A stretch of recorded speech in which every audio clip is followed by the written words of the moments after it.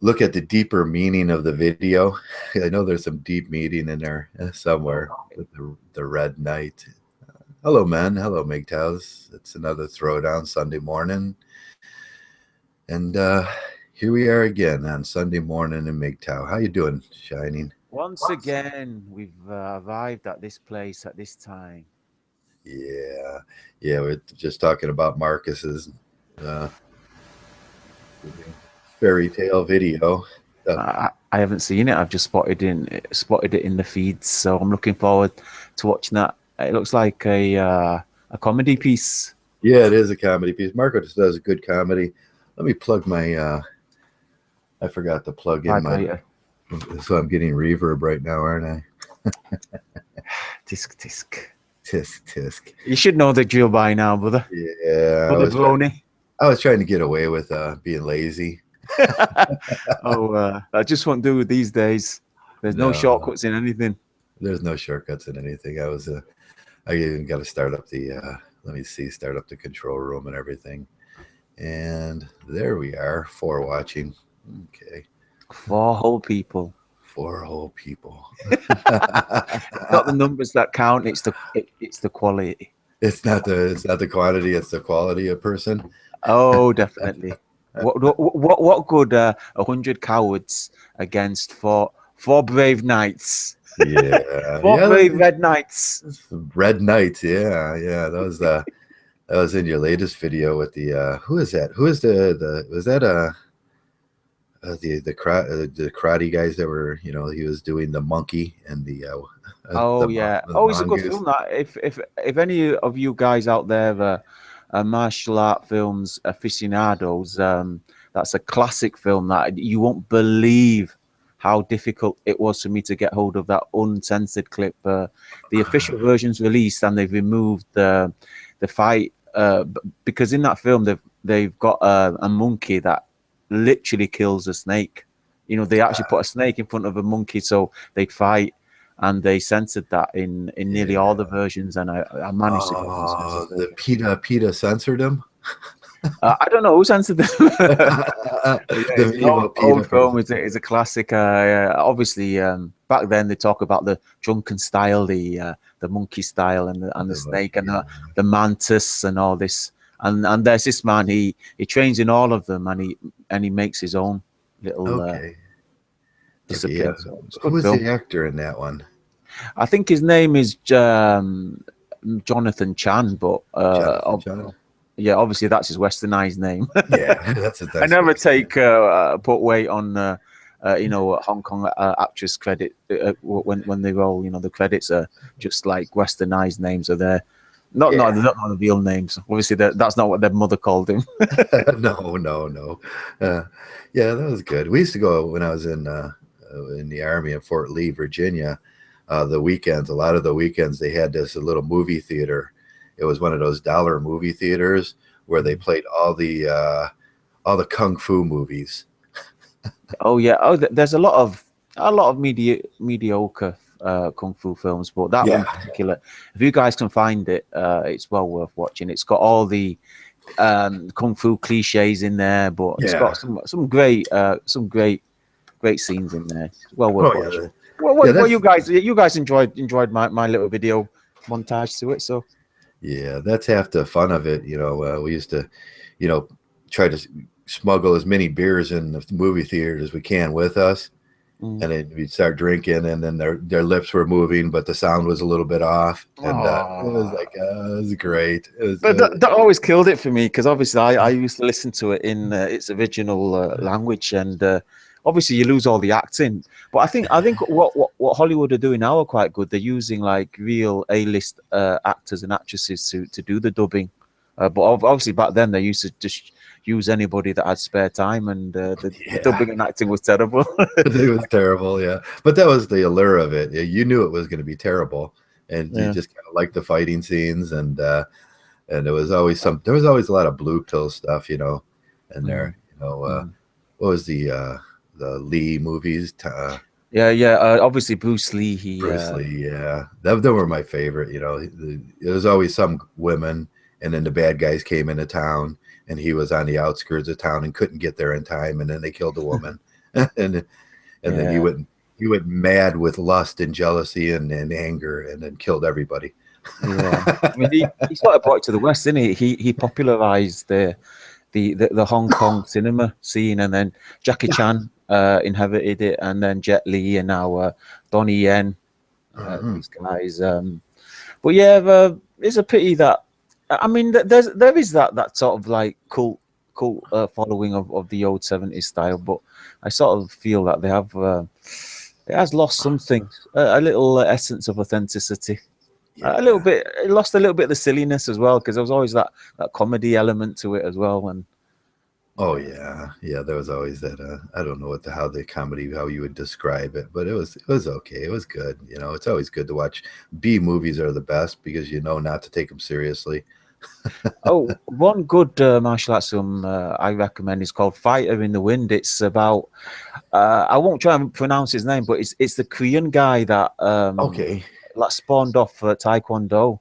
He sort of like, it was after World War II, when after Japan lost the war. This Korean guy rose up, and he sort of challenged all the Japanese style of karate, and he kicked ass. He really kicked ass. And now Taekwondo's a recognized discipline in martial arts. Yeah. I was just thinking, we looked at a cult classic came out this week that we all noticed, huh? Oh, Ghostbusters! Yeah, Something strange. Interesting, smart, empowered women. 4 interesting, smart, empowered women. We're going to take over the Ghostbusters franchise. Oh, that's gonna be, isn't it? That's gonna. Yeah, but the funny thing was all the comments and the downvotes. Oh God. It got double the downvotes compared to the upvotes, but the comments were hilarious. It was hilarious. Yeah, we were sitting there for a couple hours just reading the comments. There was like, I don't even know how many there are now. I was there yesterday, and there was 255,000 downvotes to 110 upvotes. I laughed so much I got headache, and I had to go. I had to go for a little lie down. Yeah, they're but the feminists have come over there, and they're starting to clean it up. They cleaned it up, so all the happy, joyous comments about how I'm going to go watch that, because what's that little fat girl's name? I got no idea. Melissa McCarthy. Melissa McCarthy, yeah. And they're like, oh, she's so funny. You know, I love Melissa McCarthy, and that's why I'm going to go watch it, because Melissa McCarthy's in it. But the other 2 girls are so stale, and it's the Thunderbolt just did a thing about it. Like, he laughed for like 10 minutes about how they're going to try to redo Ghostbusters. Look, I've just opened up the YouTube page, and I'm already reading the comments, and I can already see myself getting carried away. They're just hilarious. The type of wit that people come out. This anti-feminism thing has really taken off. I mean, just look at the rhetoric and the narrative. It's just class, especially coming from Monkgtow. Yeah. Obviously, you're going to understand all the terminology they're using. There's no joke there. I think that the Monkgtow are going to miss. It's just hilarious. It's hilarious. But in other good news, Sharknado 4 will be coming out, and Bill Murray might be in it. Sharknado 4? I've not heard of that.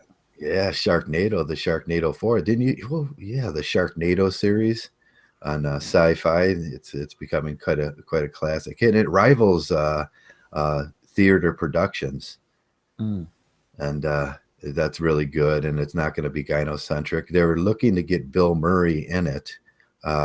They sent him an invitation. He was talking about the guy that does Sharknado was saying he's hoping to get Bill Murray in for a few. Last time they had David, the hamburger guy, that was eating a hamburger on the ground drunk No. from the beach episodes. What was this? Beach? Yeah, he was the lifeguard.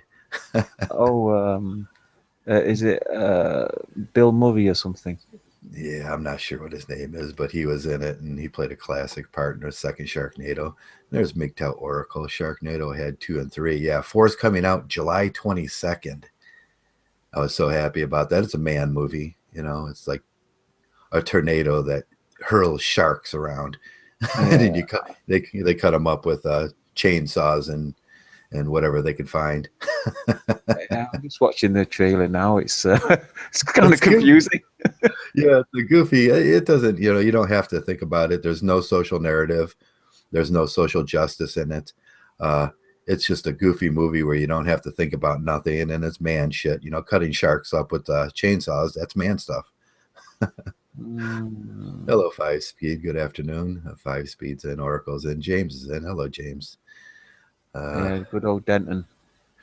Yeah, I was trying to figure out whether James Denton had started because the Vladimir Sauce guy and the other guy both have Russian accents. Oh, you think James Denton's Vladimir Sauce? Yeah, I was thinking, is that James? It sounds like James, but it sounds a little different. Oh, wouldn't that be something? Yeah, so there's two new men with Russian accents this week, probably from Russia, and that's good. That's good. We need more. We need more of those guys. Heck yeah. Bring them from all over the world. All over the world, yeah. One big Monkgtow group all over the world. We're bringing the world together. You want to sing that Pepsi song? I don't know it. What is that? The holidays are coming. Is that it? Or is that the Coca-Cola Pepsi song? Yeah, like to take the world in, something like that. Oh, I'd like to teach the world to sing in perfect harmony. Yeah, that one.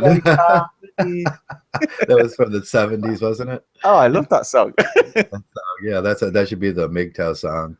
I like to teach Monkgtow to sing in perfect harmony. But that's hokey. That was 70s movie stuff. Nothing wrong with the 70s. Nothing wrong with the 70s. Yeah, it was the 70s. I remember being in high school around that time, and I bet it was quite different back then compared to today. Oh God, yeah. You could buy pot anywhere.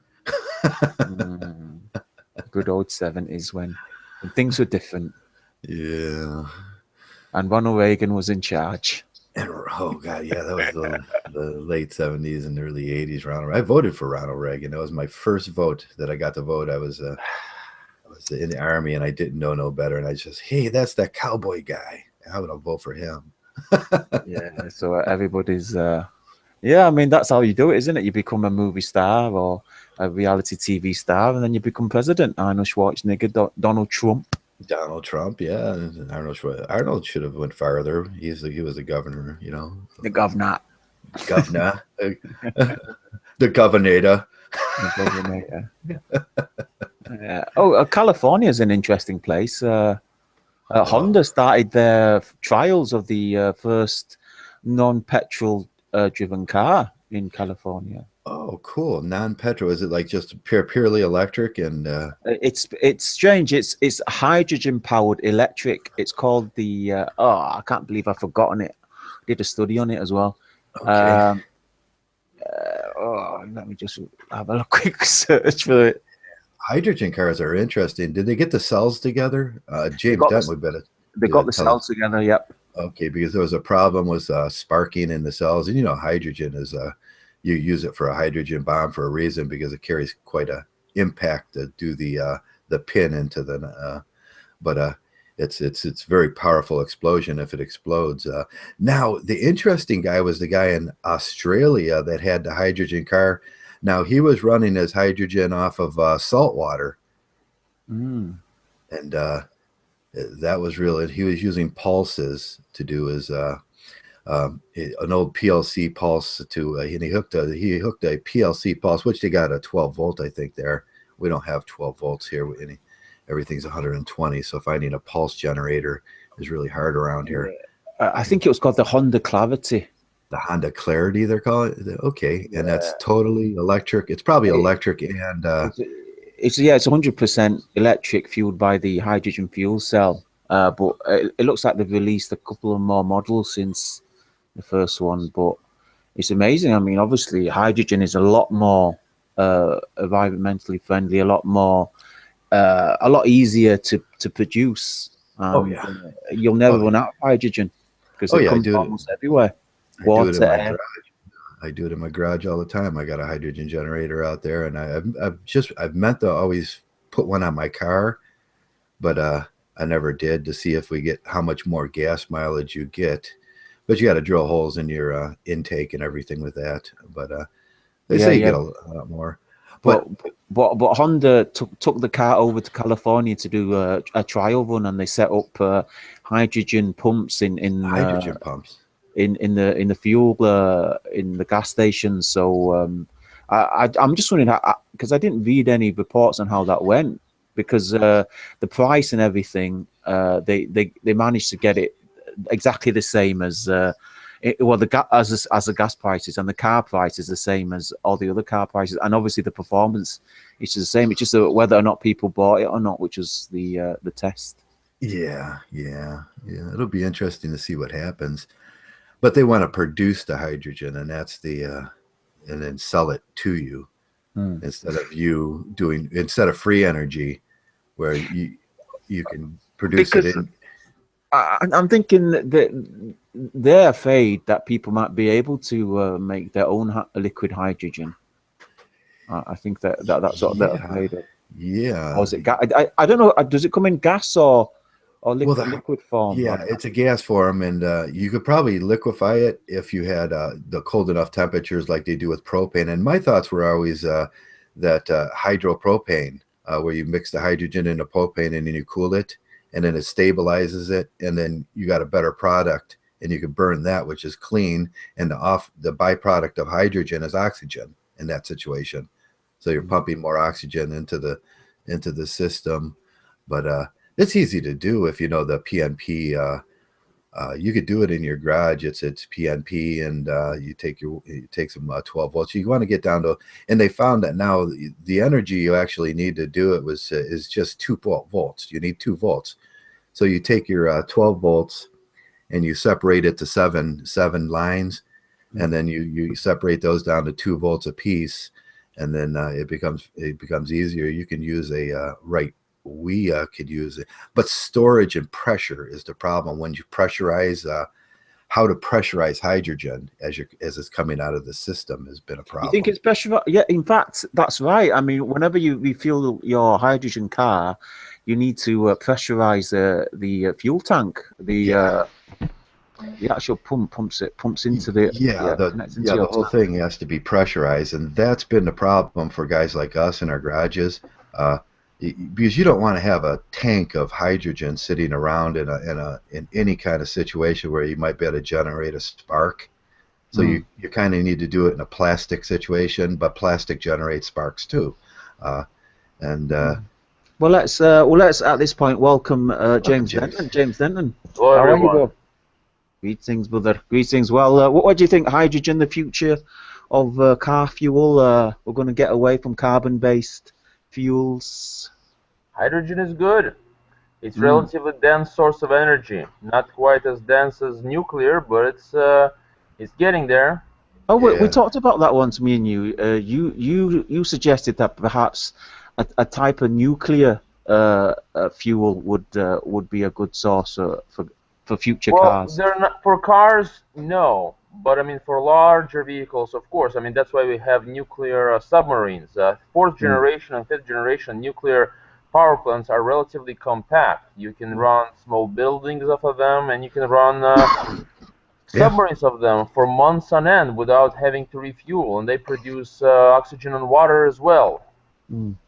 It's interesting that because the actual game Fallout 3 and 4 that is based upon a society that's run on nuclear power. That every household, every street, every car has a nuclear generator, yeah, a nuclear jet. That would be interesting. Well, I don't know about every house and every thing running off nuclear generator, because that not really that's efficient. They generate way too much energy for just one house. Not to mention, the problem with that is of course dirty bombs. Now you yeah, cannot. I mean, it's you have low density with regards to physical material, but you can make dirty bombs out of it. That's why when you scuttle a nuclear submarine, that's why you scuttle nuclear submarine, so that your enemies don't get it, because so that others don't yeah. get a hold of it. Yeah, there's just a certain amount of nuclear energy in this world too, and if you deplete all your nuclear energy, then we're not going to have none anymore, because there is a restricted amount, and it's not very it's not very feasible for the future, is it? No, there's plenty. There's lots of it. Yeah. Once you start. There is a finite amount, but there's way more of it than coal. Yeah, how much energy stored there is. I always thought nuclear energy was infinite due to the fact you could make it out of almost any material, not just uranium. Right, uranium, plutonium, pretty much. Right, there's a lot of fissile material, a very substantial amount.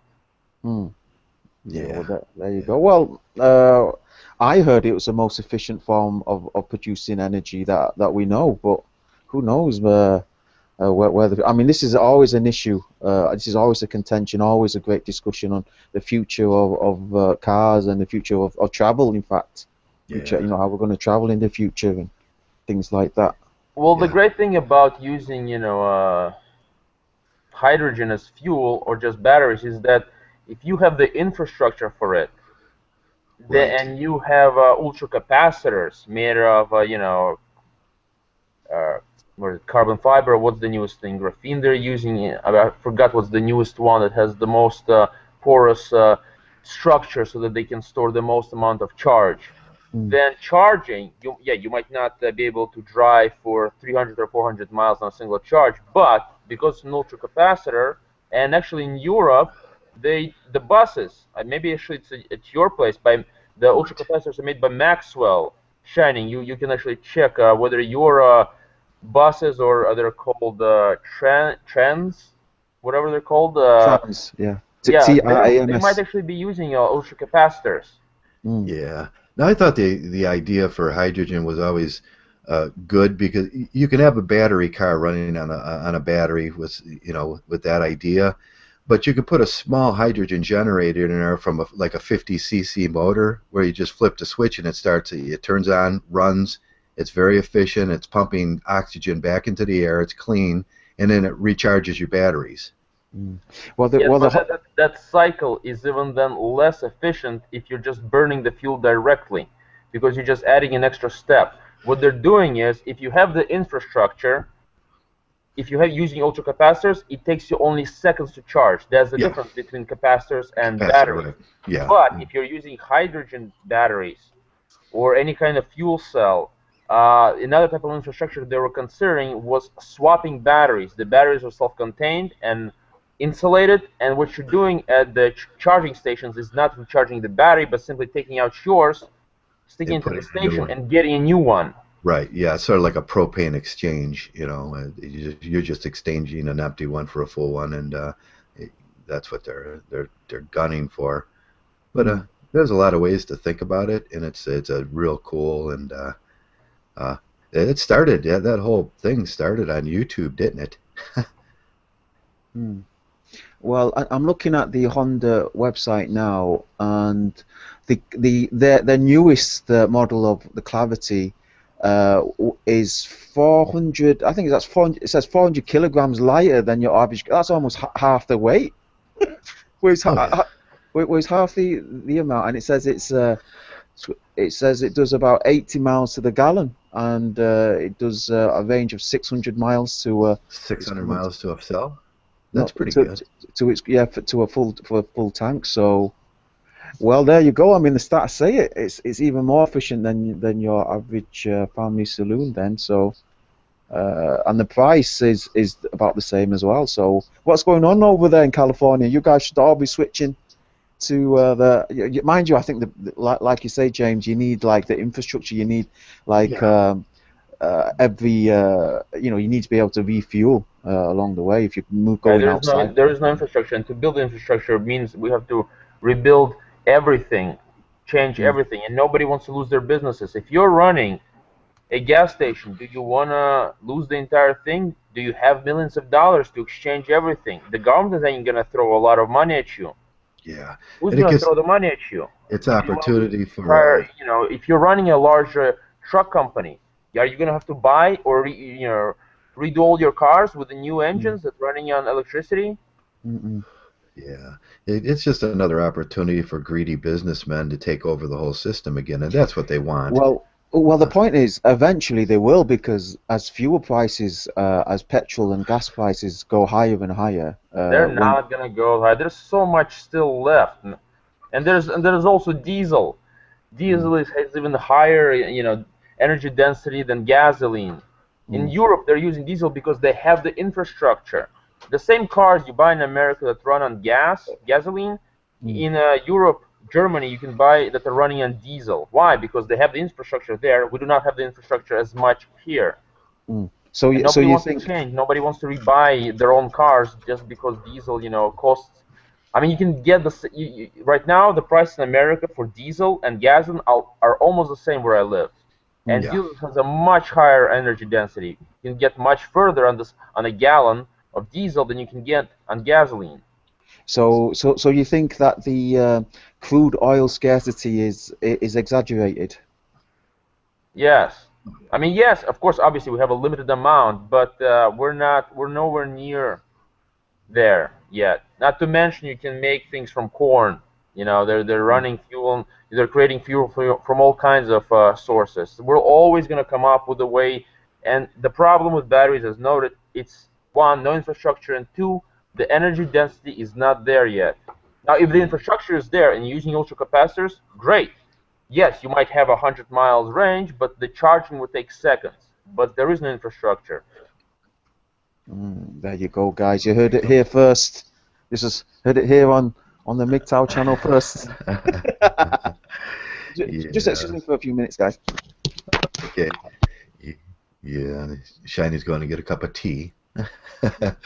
Yeah, there's a lot of ways to think about this and go. The sugar fields in Brazil has been very productive down in Brazil with the alcohol fuels that they're using. You can get that at the pump down there. We can't get it up here at the pump. We can get a higher volume of alcohol in our gasoline, but not quite that really cheap stuff that they got down there that they produce from the sugar cane. And we could do the same thing with the beet fields up here too. But then you're competing with a product that humans eat, which is a problem. But there's a lot of ways to think about it. I like hydrogen. I think there's a long way to go with hydrogen. You ever screw around with it, James? Yes, a little bit. A little bit, yeah. I got one in my garage. I got a little hydrogen generator. I like to turn on once in a while just to watch it run. And I mean, that's what they're doing in submarines. In their submarines, they're using nuclear energy, and then to generate basically oxygen, they do that whole thing. yeah, They also use it to purify, air right. and The oxygen that comes out of it is. Right. I thought they could use it in hospice situations and submarine situations. In hospice situations, like a hospital running on a hydrogen generator, that they get their heat, and then they get the oxygen, and then you got a twofer there. And twofers are good. Well, but it's not free. It's I not mean, free. when No. you're separating it, you're consuming material. You're consuming electric, which is generated Right. still by coal, and usually in these areas coal. But if you could start generating it on gases, and I always like the idea of the mix of hydrogen and propane, because you get the cooling capacity of propane, which liquefies, and then you got the more energy from the hydrogen, and the problem with that has always been the water. It condensates, and then you have water problems in the lines. But they're getting there. They're getting there slowly but surely. A lot of electric installations are running on natural gases now. I just visited one up in Oberlin, Ohio, and it's running purely on natural gas. Mm-hmm. And, it's a what you call a secondary one. With anything goes down, they bring it up. But it was really interesting. These things are huge too. They're just really fun to watch them work on them. The actual generators. They got like oh God, I don't even know how many pistons the thing's got. It's just a huge motor. It was fun to go see it. But I mean, the batteries are the battery technology is going up. Right, like I said, the most promising one, the most highest energy density based one, is the aluminum based one. But it's not rechargeable. You're consuming the aluminum, basically aluminum oxide, I think, something like that. Oh, is that They used them for long-lasting batteries. They used in the military. It's one-time use. okay? It Is was that like made a couple of yeah, like a decade ago. It was invented by a company, and but it's not. okay? It's not really used by civilians. So it's electrolysis with the capacitor on it, yeah, and then it goes through yeah, it goes through it's electrolysis naturally happening where the aluminum's moving to the metal side through the capacitor, and then it makes the electron movement. Okay, that's an interesting idea. But like you say, after the aluminum's gone, it's gone.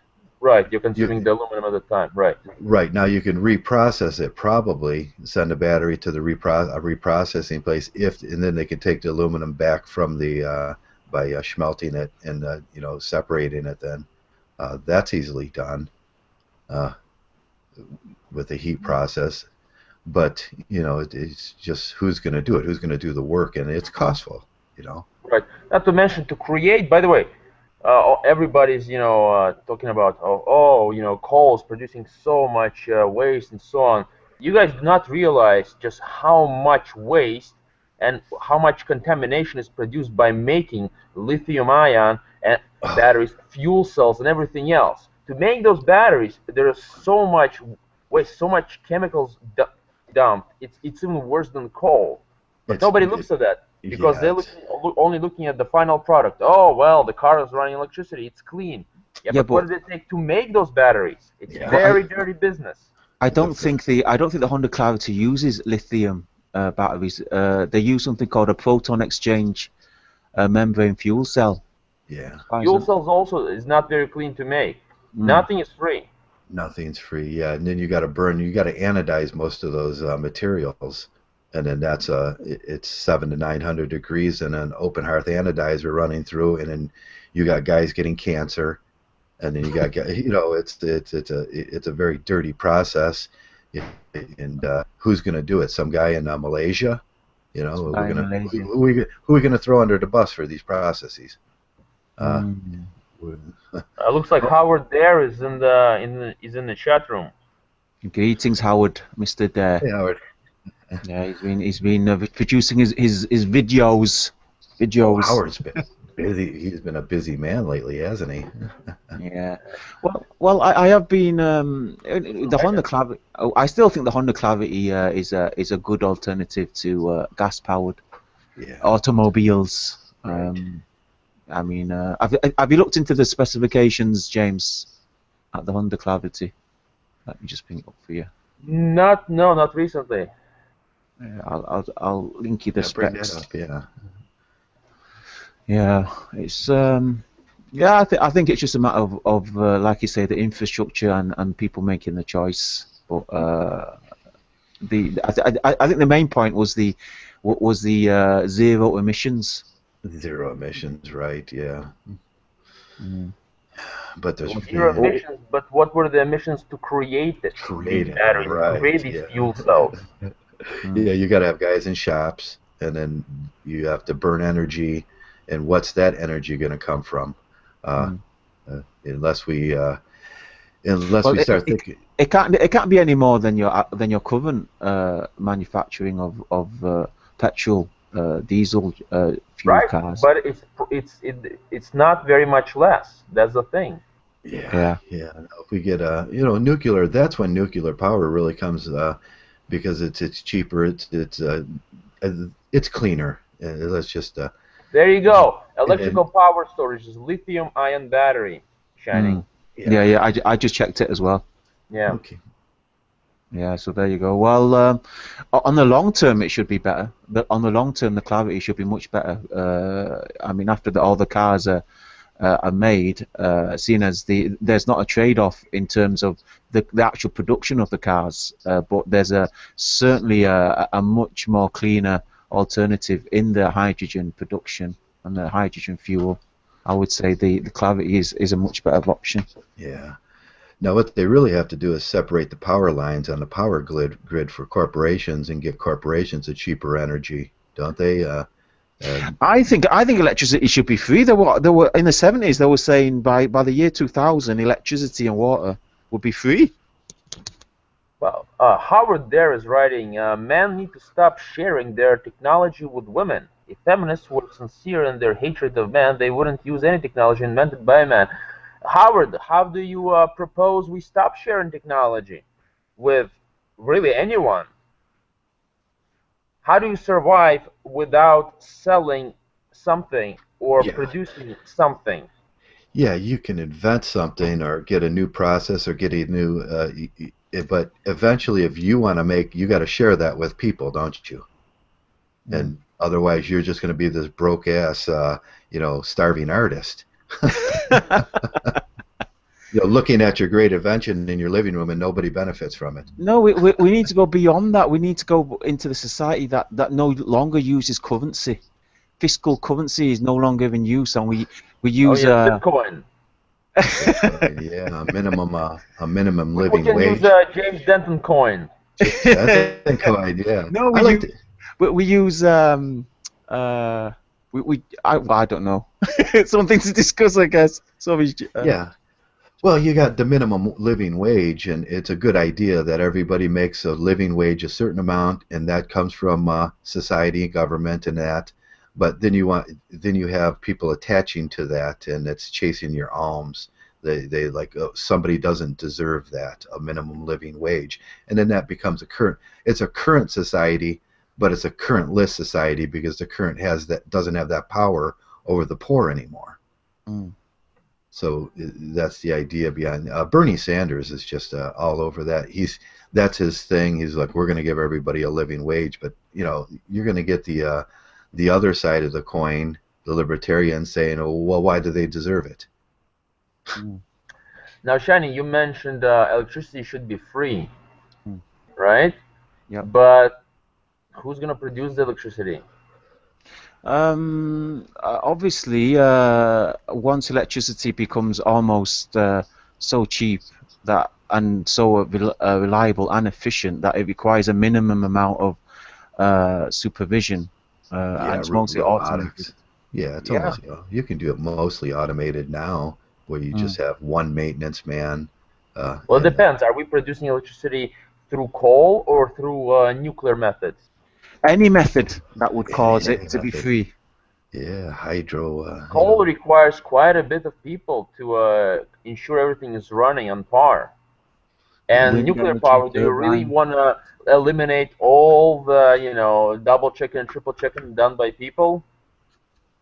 Somebody still has to be left and it's not one nuclear power plant, it's multiple nuclear power plants. And you have to constantly, the thing is, depending what kind of a nuclear power plant you're using, you're going to have to do maintenance constantly. You're going to have to either change the heavy water, if you're there we go, or a containment field, or whatever you're using. You have to constantly, because the nuclear power plant, when fission occurs, it is destroying everything around it. So you have to constantly maintain things. You have to constantly either change, like I said, the heat exchange method, or whatever you're using for containment. Well, it goes back to my original point of, well, perhaps a society that doesn't use currency, maybe a different type of a transfer of materials and an exchange of materialism within that society. I mean, obviously, I don't know. It would have to start first of all by changing people themselves. I think. Yeah, you'd still need men's utility, and then the men that volunteer their utility should get some kind of benefit from that in a currentless society. What would be the benefit that the men that use their utility to keep these production of electricity going? Howard, why don't you join us? Yeah, why don't you come on in, Howard? Yeah, don't be shy. Not today of all days. Anyway. I want to argue with you about your most recent video. I thought it was not very good. He was there. You going to send it to him, Shining, or let me see if he's on this? I've sent it to him. I'll give it to him on his own little. He still doesn't show up on my my G+ search here. Howard, you got to get G+. I'll send it to him on his thingy. Okay. There's a new solar cell called an N-junction cell. Now, an N-junction would particularly would that be a neutral junction? That's just a reverse, like the Japanese electric system, isn't it? And junction cell that generates electricity efficiently at 45% of the almost 3x efficient solar cells that are currently on the market. Now, isn't that just flipping the flipping? Yeah, it's just flipping your schematic to the opposite side and then using it. Well, yeah, that would go back to what you were saying about pulling the from the aluminum, wouldn't it, James? Yes. You're just using a process of natural. It's like if you put an aluminum bolt on a 1984. What was the car that the fenders were falling off? They were using the aluminum, and it was just anodizing the metal, and it was falling off. This is an aluminum air battery. Aluminum air. Well, you ever see aluminum explode? Yes, quite a lot of energy there. You can take 9 volts, and once you scale down your aluminum size and give enough oxygen in between the you got to get oxygen in between it's the same process of ammonium nitrate. You have to have oxygen between the crystals, and once you get enough there in a very small amount, I was watching on YouTube, they had very small amounts, and it was just 9 volts, and then they were showing the explosion. Lots of energy there. That's grown like a. I'm gonna link you to the aluminum air battery here on the side. Okay. I see that. There's a lot of different approaches to doing it. We have some implemented. Yeah, aluminum air. So, okay, so I'm going to read that later, but unless you want to read it online. No, thank you. Thank you. Yeah, that'd probably be very difficult. I'm not subscribed to Lacey Green channel, but I'm subscribed to this. Howard says he's not. You're not subscribed to Lacey Green? How dare you? No, he's not. Yeah. How dare you? How dare you, sir? God, she's irritating, isn't she? I can honestly say I've never seen a single Lacey Green video ever. I've seen her on Diana David. Yeah, no, Diana yes, I have seen that video where Diana was talking about her. Mm. Yes, I think we were talking about the same video, you and I, Shining. My favorite video, by the way, of Diana Davidson is that one when she's talking about Veggie Cray. That was a good one. I mean, how come the Monkgtow didn't make that video? I was thinking, she said that Reggie Yates was part of the problem. Reggie Yates. Oh yeah, Reggie Yates. Yeah, she did a good video on that. I never thought about that. I never thought that he was part of the problem, and then yeah, she made some very good points. But I mean, normally you guys like Reggie Yates, we just ignore those type of mainstream, main media type of mangina shrills. Yeah, we converted him a little bit, didn't we? Because he just recently broke up with his girlfriend and got he was supposed to get married and he decided not to. So yeah, but we need to learn the reasons behind that. It could have been anything. Maybe he's found another one. Maybe he's hypergamous. Oh yeah, well he's popular now. There's going to be girls, coming around and coming around his house, coming around his flat, asking, trying to extract that utility from him. That's the point that he doesn't see, the utility extraction. He's only popular because he's got more utility now and he has choices now, and or it's not even utility. It's utility translates to wealth and products and what they need and resources. And that's what they see him as. But he doesn't think they see him as a resource. He thinks they see him as this great guy that's so caring. The reason I didn't like Howard's most recent video is exactly due to the type of comments he just made right now, and then he follows it up usually with a chuckle. She got a cute face, makes my heart melt, my dick. Every time he does a little chuckle, I'm thinking like, what a chuckle fuck. Okay, about his last video, what were the main points that you disagreed with? It was just his analogies were just stupid. About what his analogies about? Because I already forgot, to be perfectly honest. You forgot? That's not a very good point, I know, right? I never see here anymore. But at the time when I was listening, it was not good. If I listen to it again, I'm sure I will find out. I'll be able to find the personal wisdom. Yeah. There you go, Howard. Do you stand by your videos? If you do, then perhaps you might like to answer the challenge. I mean, every argument is benefited when it's discussed outright, isn't it? Yeah. Yeah, that's what the throwdown's for. Hello, men's knowledge. But a face, laugh out loud. They're talking about Lacey's green little neotinous retarded face now. She's got a little she's got a that. Can someone explain? Can someone explain to me the a law basically? I mean, why do people even talk about her? I mean, is she like especially prominent amongst the feminist society? I mean, what's going on over on that side? Anyone know? Why she's so popular? She got sanctioned because of her. She's sanctioned by the government. She's got licensure to say whatever she wants, and then she gets the credibility, and YouTube sees that as credibility. And so this little retarded girl that probably weaseled her way and fucked her way through college is now got credibility in the YouTube scene because you know, she holds licensure. You know, that's I always thought that was. Yeah. Okay, here. I remember one of the Howard's points. At first he started talking about who would you rather. He was talking about the trainers in the gym and how they got their training thing for no reason. They're usually chubby and young people, and that he knows more about training because who would you rather take advice from? A person who's fit or some fat guy who has a like some kind of a certificate. Well, first of all, we don't know what Howard there looks like and whether he is really fit. So right there, it was already, I mean, the comment he made is ridiculous. Two, most of the people who actually have those certificates and people who are trainers in the gym, they hire the trainers exactly because those trainers look buff.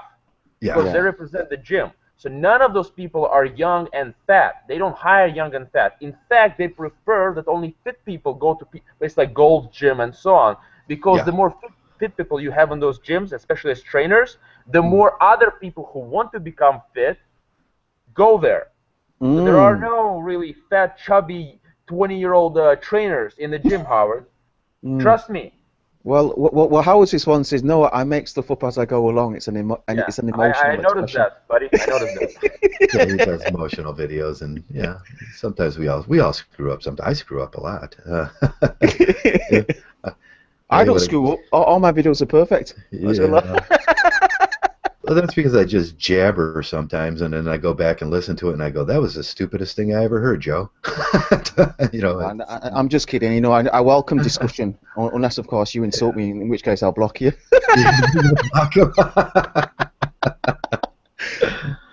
Oh, there's Jan Bran, good old Jan Bran.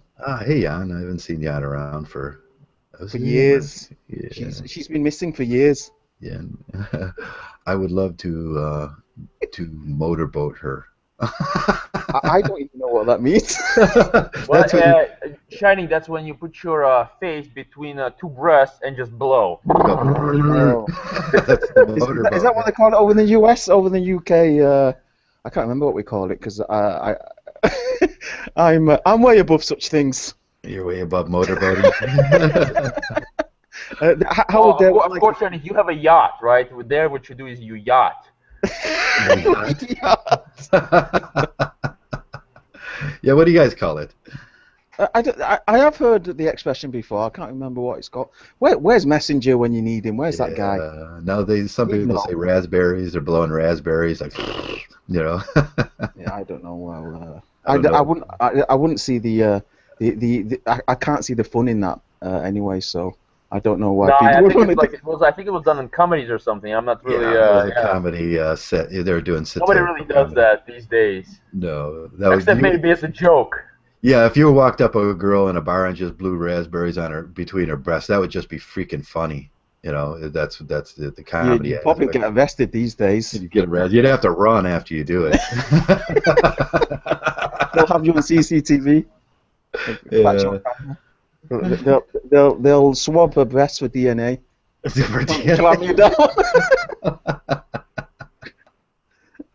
Yes, Howard. I know that your point was take advice from a fat child or a strong, healthy man, but we don't know that you're a strong, healthy man. For as far as we know, since you never showed yourself, you might also be a fat child. And as I mentioned, I can see there are no fat children working as health trainers in Gold's Gym or similar gym. It's just they just don't hire them primarily because they want to get more clients, and that's not what sells. Now, me and Monkgtow, Canadian Monkgtow, had a discussion about this earlier this week about if you're a video maker on Monkgtow like Sandman, and it's coming to the point where he's popular enough, he's going to have to show himself, right? Oh, Canadian Monkgtow. He's quite big now, that guy. Yeah. How did he shoot past my channel? Yeah, he's got 4,000 or so, 5,000 viewers. But there's no justice. Yeah, Howard, nobody's asking you what you're like. What I'm saying is, you were telling in your video to listen to you as opposed to listening to some personal trainer. But why should we listen to you as opposed to some personal trainer? It was just the comments you made in that video were just a little bit off. That's all. Okay. You can calm down. Yeah, the idea was if you're an orange salesman, eventually you're going to have to produce an orange, right? If you're a personal trainer, eventually you're going to have to come on and show yourself as a personal trainer, and that's what James. Is Howard a personal trainer? Sounds pretty fit. His avatar is pretty fit. Yeah, there you go. That 3D avatar is fit. Yeah. Yeah, that's the thing with the Sandman stuff. These guys worry about being doxxed, but the thing with YouTube is, and us producers, is eventually the world will demand that you have to prove or say you are what you are. Now, I put my picture out there a lot, respect to Brachium, to show that I'm not some fat guy laying in my bed hooked up to tubes. I'm not living in my mom's basement. The worst thing that could happen around here is a guy like Sandman makes videos for a year, gets 50,000 viewers, then gets docked, and we find out he is that fat guy laying in his basement. And that's what happened to what's his name, Victor Hannibal the Victor. He's got a great voice. He's got this great persona that the SJWs loved, but at the end we found he was just a fat mommy's boy sitting in mom's basement. He was arrested at one time for child pedophilia, and that was the guy that they said was the brilliant guy. No, at a certain point in any country, and especially in America, when you as a producer, eventually you're going to have to show yourself, and you better be either two things: what you say you are, or be honest about what you are. Am I going to have to show myself? Eventually, if you get popular, if you get like 100,000 viewers and you become popular, yes, eventually your popularity will demand your doxing. Okay, just a quick shout out to Swine Dog and to Ben there, and obviously well, I guess I can't call him Cyborg anymore. Ben. I guess he gets upset. And just give me 10 minutes, guys. I'll just be right back. Yeah, my favorite Monkgtows, and one of my favorite Monkgtows, Men's Knowledge 101. Good channel. If you haven't listened to Men's Knowledge 101, please go over there and check out some of his stuff, his earlier stuff and his later stuff. Men's Knowledge goes on with a lot about narcissism and about the female narcissist and that stuff, and he's very good. He's a very good, easy listen. He's been around a while, and go out and check that out if you haven't. I always love having Men's Knowledge, and yeah, do you think with this, and that's eventually you have to show yourself, don't you? Well, it's a yes and a no. It depends what kind of work you do. I mean, in my case, right now, I would not, because it would be ridiculous. Yes. Right. Yeah. So it would interfere with a lot of the work I do, and because I do public contracts and so on, that'd be foolish of me. Right. But this back to the orange thing. If you're going to go out and sell oranges and sell your persona, and eventually you have to produce an orange, right? It's just logic there. So if you're selling, we got to be careful about the products we're selling ourselves as on YouTube, don't we? Yes, Edmond Dantes did that. He's now known as Freeman. Freeman, yeah. He's what's his name, Freeman? Something Freeman. I'm Yeah, actually he's not subscribed to Burt him. Freeman. Did you watch Burt Freeman? Trevor Freeman. Trevor Freeman, yeah. Now there's a new Burp Freeman where he drinks PBRs and he burps while he talks, and I thought that No, was no, but yeah. Trevor Freeman, before he was Edmond Dantes, he was Was he doing his in? Monkgtow videos, and eventually he decided to just he wants to do radio kind of stuff. So he Yeah, now completely went on video, and he proved what he is. he He's proved what he exactly is. Yeah, what he was. he was selling apples and oranges, and he eventually produced a bag of apples and oranges because that's truth in advertising. Eventually, if you get popular enough, you have to. And But he was smart. He was careful before he really doxed himself. He was careful with regards to the content he produced. He ensured that he did not go the route of angry MGTOW, right, so that when he did finally dox himself, there would not be the case where everybody would attack him and he would lose yes, his job. yes, that's it. But at this point, he's working for himself, so it doesn't really matter. But still, you have to, even right now, the videos he produces, they're careful. They're very They're careful. very, they're professional. Yeah. He doesn't Now, just go mouthing off. now in the Sandman case, Sandman says he doesn't show his self because for some reason he's a wedding photographer and he doesn't want to lose that. And that's ridiculous. That's what I've called absurdity. Uh, at this point, uh, you've taken the job as producer on YouTube in MGTOW, and uh, the ridiculous argument that being doxxed would hurt your photography and wedding photography business is just a fucking absurd comment, and that's kind of where we were going with that a little bit. Eventually, you'll have to, and otherwise, you're going to let down those 50,000 people that follow you. Right. That would be traumatic at this point. Now we all know that he's not a disingenuous guy. He's not he's not a muscle man or he's no supermodel. We've seen his picture before and we know that he's got the dad bod and he's just a regular looking ordinary guy, and that's what I say a lot about myself. I'm just a regular guy. I'm an electrician from Ohio. I'm not super genius. I'm not super handsome. I fall somewhere. I don't put myself out as being, this huge muscle man that you're going to take advice from, because that's not my image. So you can get advice from me, but I'm not lying, I don't think. So if I ever you take a picture, you can go and see my picture. You can go to my Facebook Yes. account.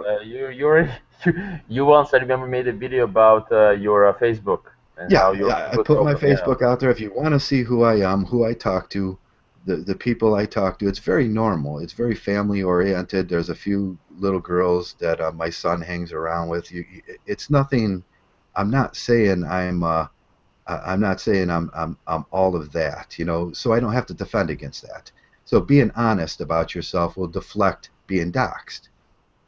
Right. Yeah. No, I agree. And in my case, I do not produce content, so Yeah, you I don't can produce stake it contrast. Yeah, until I want to reveal who I am. yes, There's no benefit for me. For me, I can only have downsides. right, yeah, and plus It you can got affect my dealings with the government, military, academia, everything really.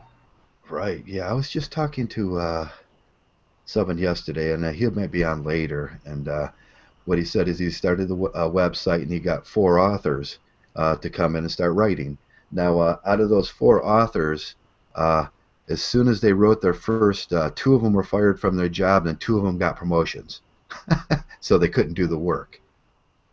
And it was very interesting that it, they will try. If you're doxxed and you're a writer, they'll keep the cream of the crop, but they will fire you if they don't think you're useful, and that's what you'll have to go through at that point. But that in itself is the sorting process that I was talking about. Uh, Indeed. be what you say you are, and you won't have to worry about getting doxxed, because as long as you have a usefulness in this society, and writing skills and that stuff is a usefulness.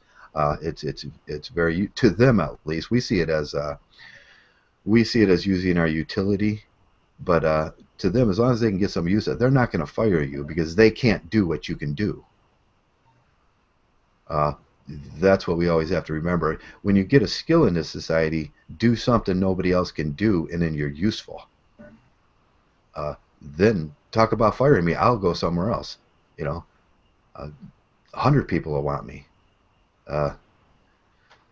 And that boils down to you know, this YouTube stuff and who we put out there, why we do this, you know, the image, the Monkgtow image, and why we do talk about why we talk a lot about the image we put out and why we can't have a fat guy or a retard, you know, saying he's Monkgtow, because if that ever gets out, it hurts Monkgtow instead of helping him. Yeah, and you know, just say what you are. If you're a normal, everyday, average guy, and it's just easier to say, hey, I'm a normal. It's the Sarkhan of a God things. You know, Sarkhan never said he was this or that. He has a great voice. He has a great temperament about him. But he said, as for me as a person, I'm a normal, everyday guy. And it went over very well for him. When he was doxxed and he did come out, he didn't have to deflect anything, and he didn't say, you know, he didn't have to go the 100,000 people saying, oh, you were just a liar, you know. So I get it. I get that kind of thinking. Now there's a lot of people that don't, because of the reasons of you know, getting doxxed can hurt their image. But then I see these guys that say that, and they're moving from job to job. So over these 2-3 years that they've been doing this in here, they moved from 3 jobs, and they're going to tell me all 3 jobs would have fired you? Well, yeah. In my case, Warhorse knows who I am, and of course the book and everything else. So yeah, he says you're a really handsome guy. Thank you. Yeah. He's James Dunn is 6'8" with flaming red hair. He's got 22-inch arms, and right. Yeah, yeah. I forgot to invite I don't know if Warhorse is around today. I didn't see him all morning. I should have invited him in. That sucks. A lot of bullshit flagging going on. Is there a lot of bullshit flagging going on lately? Yeah, there is. There's always a lot of bullshit flagging. What kind of flagging? Just, you know, feminist flagging and social justice warrior flagging. Is that what you're talking about, Swine Dog? My video got, you guys realize my video got taken down a while ago. You know, my little prize, my little feminist award got taken down, and my account got a strike, and I just what's it called? I disputed it, and then obviously you have to fill in the form, and you have to fill in the form, and they ask you for your address and your phone number and a lot of very personal details. So I filled it all in, and YouTube passed those details onto her, onto this stupid old fat ugly wrinkly feminist cow, and then she went and put it on a video. The stupid bitch. She went and put all my details on this video. Did she? So yeah. She was. But did they pass her information on to you? No, they didn't.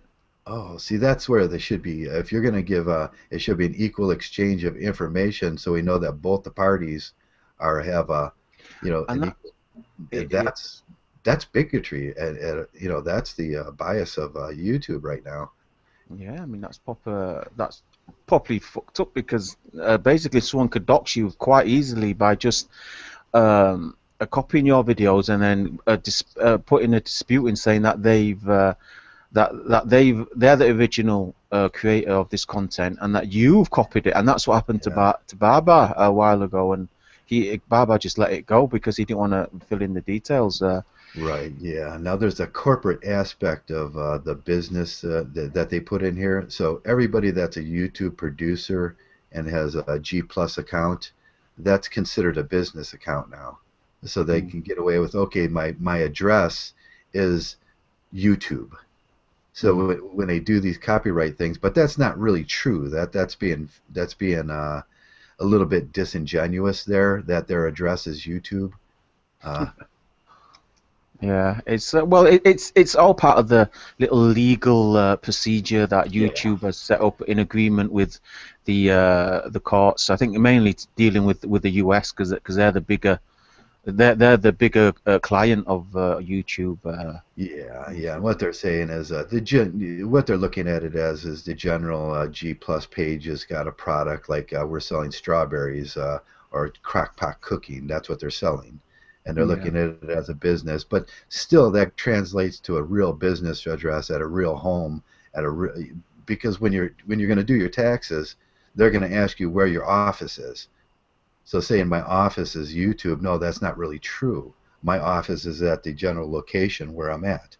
So they let them get away. If they ask you for your address, you should have to produce your business address on that page, and it's not YouTube.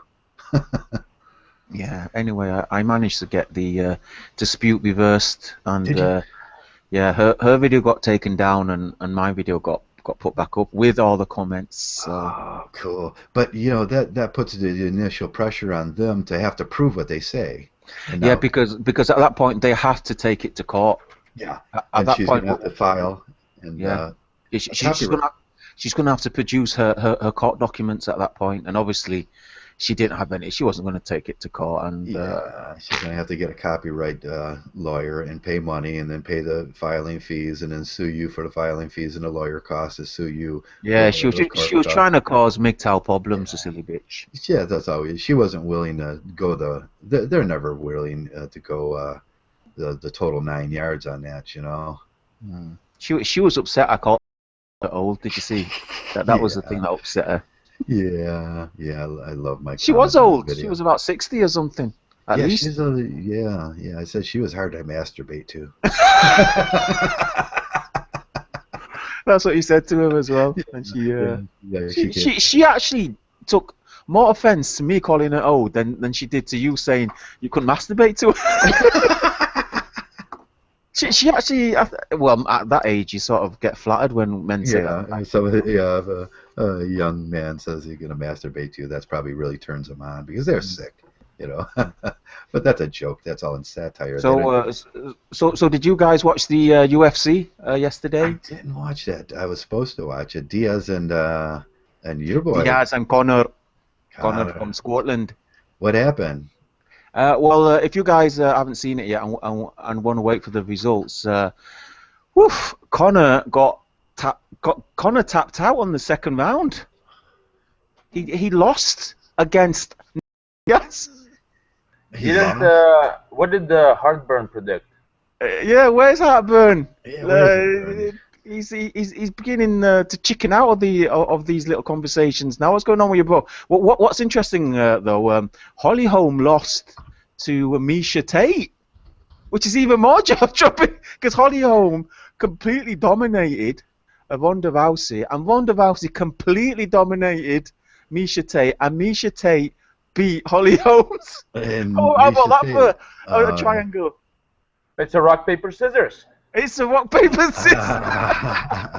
Oh yeah, I'm looking at it now. Everybody's jaw dropped when Misha Tate submitted Holly Holm. Wow, on the fifth round, so people got a full 25-minute action fight as well out of it, and then Misha finished her on the last round. And wow, man, Holly Holm didn't tap. She got put to sleep.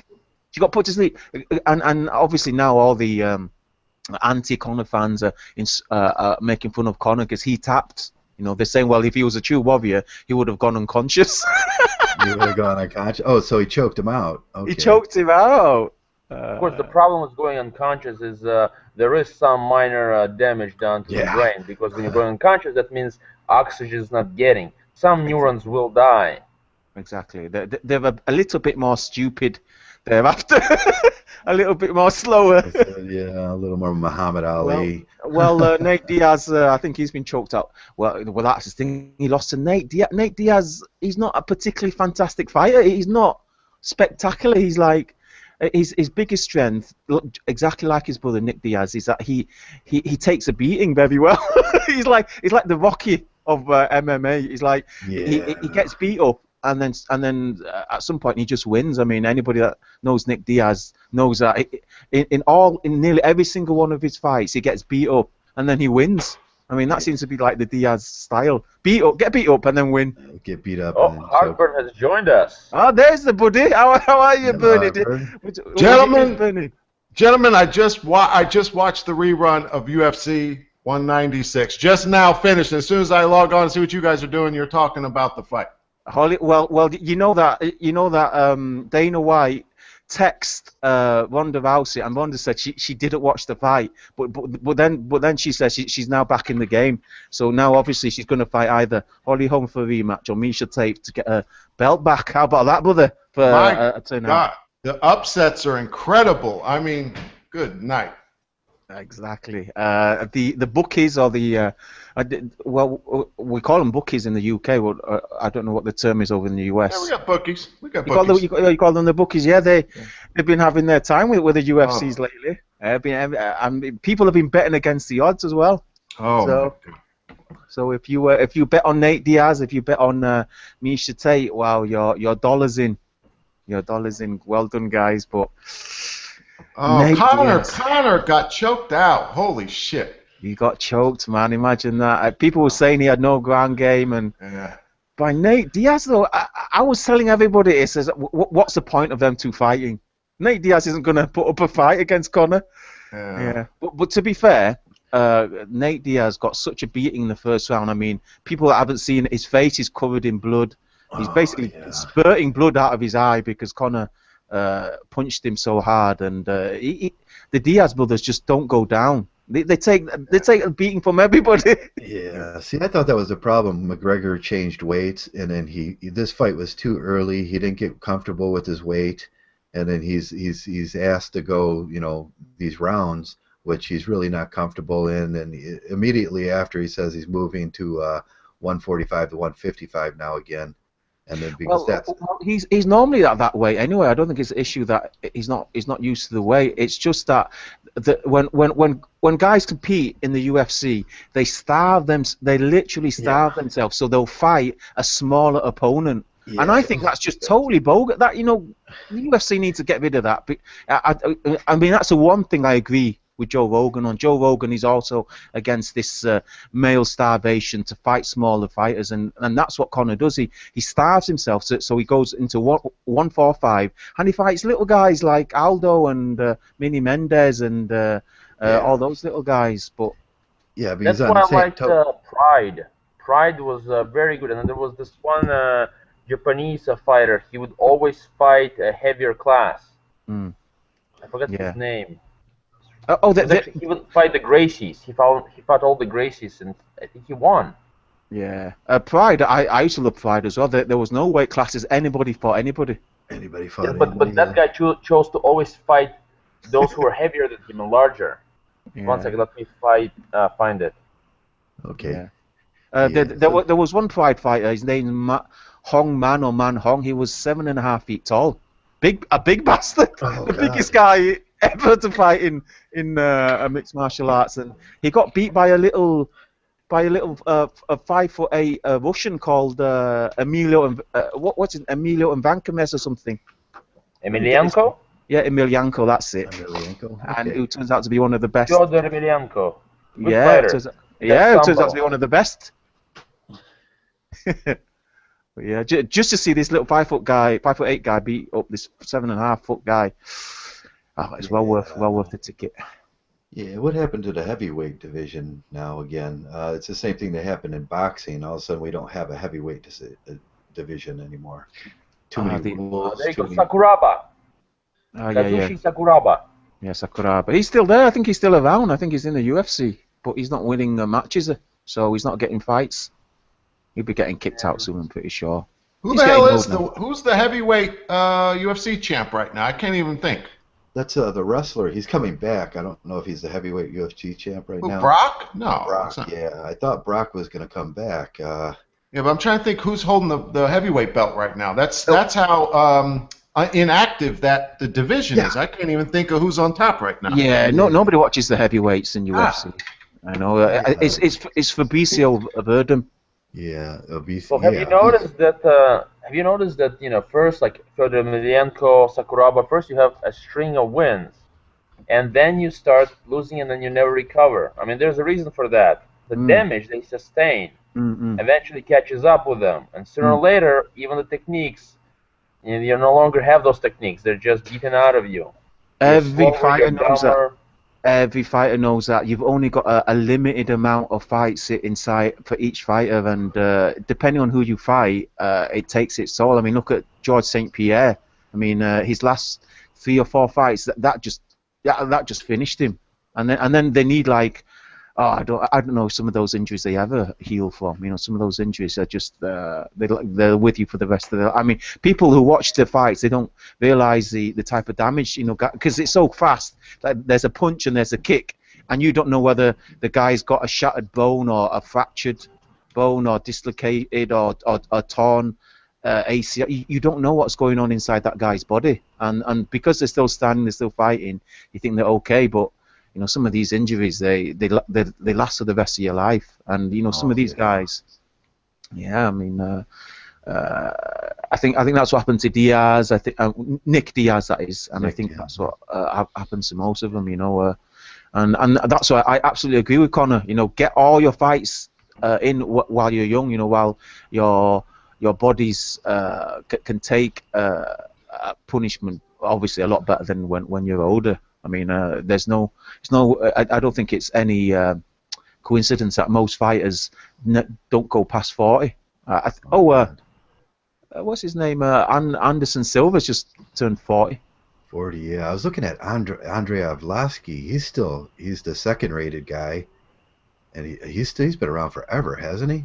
I mean, that's Arlovsky. He used to be a killer heavyweight champ. He was like one of the modern heavyweight champs, and then he just fell off the map. Yeah, I was looking at a couple guys, and it's still in Mirko Krokop's still there, and then the top guy is Shamil. I don't even know how to pronounce it. Andrew Akhimov. Okay, which one of you will dare attempt to pronounce the women's strawweight champion? Oh God, who is? Anyone dare to Can we get a pronunciation on that? Can you link me to the name? Sure, I'll link you guys to the rankings. Just a sec. I'll put it in this one, guys. Now, who's the youngest heavyweight? They don't give the ages. I would think Josh Barnett. Has he been around a while? Travis Brown. I'm looking at the heavyweights, and they've all been around for a while. They've all been around a while. Alistair Overeem's been around for nearly 15, 20 years. Alistair. Okay. Yeah, there is one guy 7-1. Cyril Asker. He's a new fighter. He's 7-1. Joanna Jedrzejczyk. Is that a Polish name?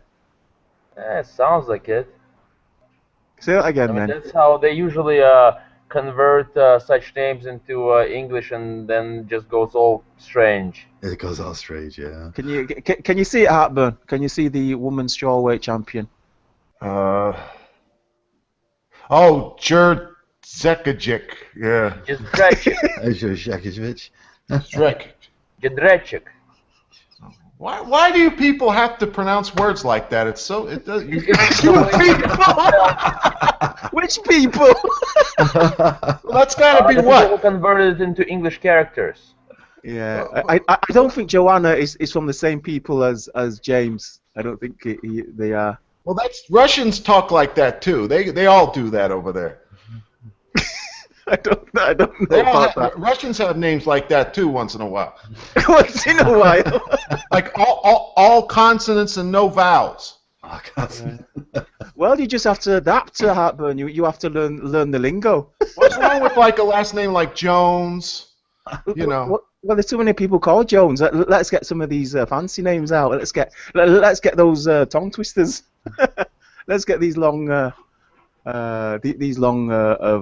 ranking names that make things interesting. In fact, I like it when the pronouncers and the announcers and the commentators have to pronounce it. I love it when they have to do it. I do. Like what's his Joe Rogan and Dana White's guys. I always loved that, and I always like to see which one of the guys dare not try it. Yeah, I put that link in for the. If you can pronounce that one for me, that would be incredible. What's this here? Joanna Jedi. That's what I'll call her. What do you think, James? These uncultured Americans. Yeah. Yeah, James, try that heavyweight guy. See if you can figure that one out for me. This is this is like a Afghani name or a Pakistani name. Shamil Abdurrahimov. Abdurrahimov. Yeah, Abdurrahimov. There you go. Shamil Abdurrahimov. Oh, you got to do the ha in there. Yeah. It's a K with a ha mov. Yeah. Well, Khabib. I'm not going to pronounce his surname. Khabib Nurmagomedov or something. He's fighting soon. I think he's one of the best fighters, but he's been out for years because of injury. But well, how about that, man? Ronda Rousey is back in the roster now. I told you Ronda's going to come back and take that belt. Yeah, you see how this stuff works out in favor of the business, because now you got these three people in the women's all going at it, and it makes it more interesting. Now with the loss of Conor McGregor, you got Diaz you got Conor McGregor, and they probably have to bring in another person to contend now, and it just makes it more interesting. Having a winner is the Mike Tyson effect. Having a winner that's always going to win doesn't make it popular. It's just strange how there's no dominate, because before you had like George St. Pierre, who nobody could beat, and you have like Anderson Silva, who nobody could beat, and then Aldo. Aldo was unbeaten for 10 years. For 10 years, nobody beat him. Yeah, and I know everybody's getting knocked. I mean, Luke Rockhold beat Chris Weidman last week. That's right. Yeah. Who would have thought that? I think this guy is Tajik. Shamil Abdurrahimov. Abdurrahimov. No, Abdurrahimov. The K is silent. Abdurrahimov. The K is silent. Oh, okay. The K is silent. Abdurrahimov. Now, if you tried to do that in Irish or Gaelic or Russian, the K would be exclamated, wouldn't it? Yeah. Yeah, it's just strange how people are getting knocked off the. It's good though. I mean, what's better? What's more dramatic? What's more exciting than a division where the champion keeps changing? Well, you can write it. A conspiracy theory, like in the horses, where they were drugging the horses to make them lose. So, wow. Yeah, so they had this competition, which was better for the sport. Some people might suspect that there's a bit of fixing going on. I mean, some people might accuse it of. They fixed the fight so Conor wouldn't win because they knew. But the thing is, if you watch these fights, Heartburn, you've just watched it. I mean, there's very little doubt in my mind that was set up. I mean, to choreograph such a routine like that would be almost impossible, don't you think? You can't do that. I mean, if the UFC is wanting certain people to win, they're not gonna. They can't figure out how to make losses like that. There's too much to lose. Too much at stake. It's just impossible to. I think it would be near impossible to choreograph fights such as the Conor McGregor one. I mean, I mean, he bust up his face. He bust up what's his name, Nate's face, and Nate. And then Holly Holm when she fought Miesha Tate. I mean, those girls really went at it. I mean, Holly Holm kicked Miesha Tate in the tits, and I thought she was going to fall down and not get up. He kicked her in the tits. That's just mean. Yeah. Yeah, but I wonder if having big. I'm not sure, but I'm sure Miesha Tate's boobs have gotten bigger. I wonder if the boobs gets in the way, because obviously she's trying to put her in a chokehold, and she's got these two big pillows right in front of her, and she's got to use that special bra where it condenses them to one big monolithic boob. Yeah, but I'm just thinking because obviously when a man chokes another man, he's pressing the guy's neck against his chest. And there's a hard bone there, which makes it a better surface. The leverage. So how did Miesha Tate do that? Those look like implants too. They don't even look real. Yeah, exactly. I think increased her breast size. I don't know for what. But obviously, she wants some type of a celebrity status being on, because that's the thing about UFC now. It is very much a celebrity type of a media affair, isn't it? It's not just about fighting. It's about looking good. It's about money. Both of them did that. And what's her name? I can't remember her name now. When she lost, now you look at her, she looks like they got the pics out of her. She looks like a Hollywood superstar now. She went to Hollywood training to look good. And, Ronda, yeah. I mean, she looked like a little boy.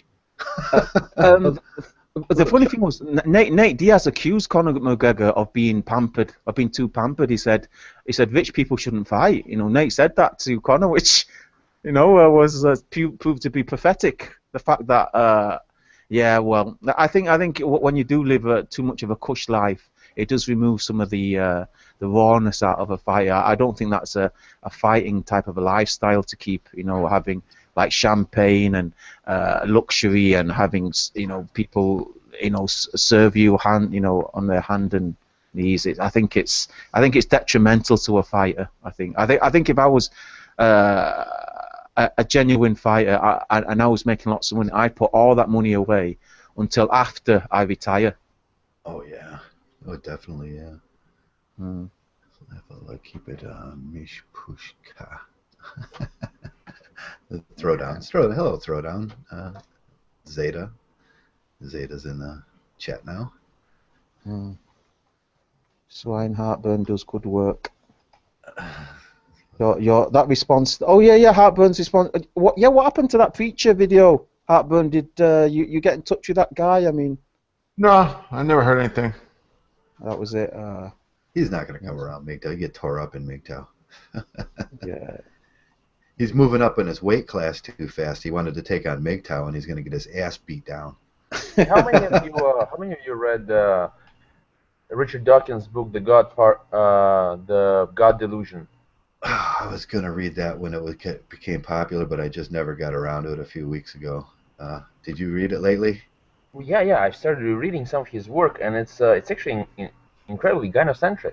He's a feminist. Dawkins is an absolute feminist. He's a shrill as well. He's sold out to the highest bidder. I mean, when I first saw him on the Palestinian-Israeli debate, first he was with the Palestinians, then he was with the Israelis, and then he said they're both fucked up. So, check him out on my video. I've got various quotes from him. I don't know why people still take him. I didn't notice. I mean, his early '80s work, The Selfish Gene, was good. Then the Extended Phenotype, he was sort of it was an apologist kind of a book where he was apologizing for basically just telling how it is in the Selfish Gene about genders and everything else. Yeah. Ancestor's Tale was okay, but I now already read the God Delusion. It's just disgusting. Yeah, there was a rhetorical. It came back to he's using a rhetorical device in that book, and it was easily spotted, wasn't it? Yeah, I think people, men, even students and knowledge scholars, that they need to have some humility. He lacks such humility. He thinks his word is absolute. It's such a pity. Oh, I mean, yeah. He had a God complex. he's got a God complex. Which is really just funny. Well, it's not that. It's just that it's incredibly gynocentric. I mean, where did his logic go? Where did everything else go? I mean, it just completely destroyed this entire author for me. I mean, I know you should not allow the messenger contaminate the message, but in this case, it was just it's terrible, man. I can't read any more of his work. Yeah, I mean, I actually enjoyed his work to begin with as well. But when he started like selling out, and I started watching his interviews, and some of his statements were just so out of the park. I mean, I don't agree with. Obviously, me and him aren't going to see eye to eye, but I still listen to people who are reputable contemporary scholars or have something to say. But I think arrogance is his biggest weakness. Well, it's not like he's producing new material. It's not like he's doing new research in evolutionary computation or evolutionary biology. So it's not like he has anything new to say.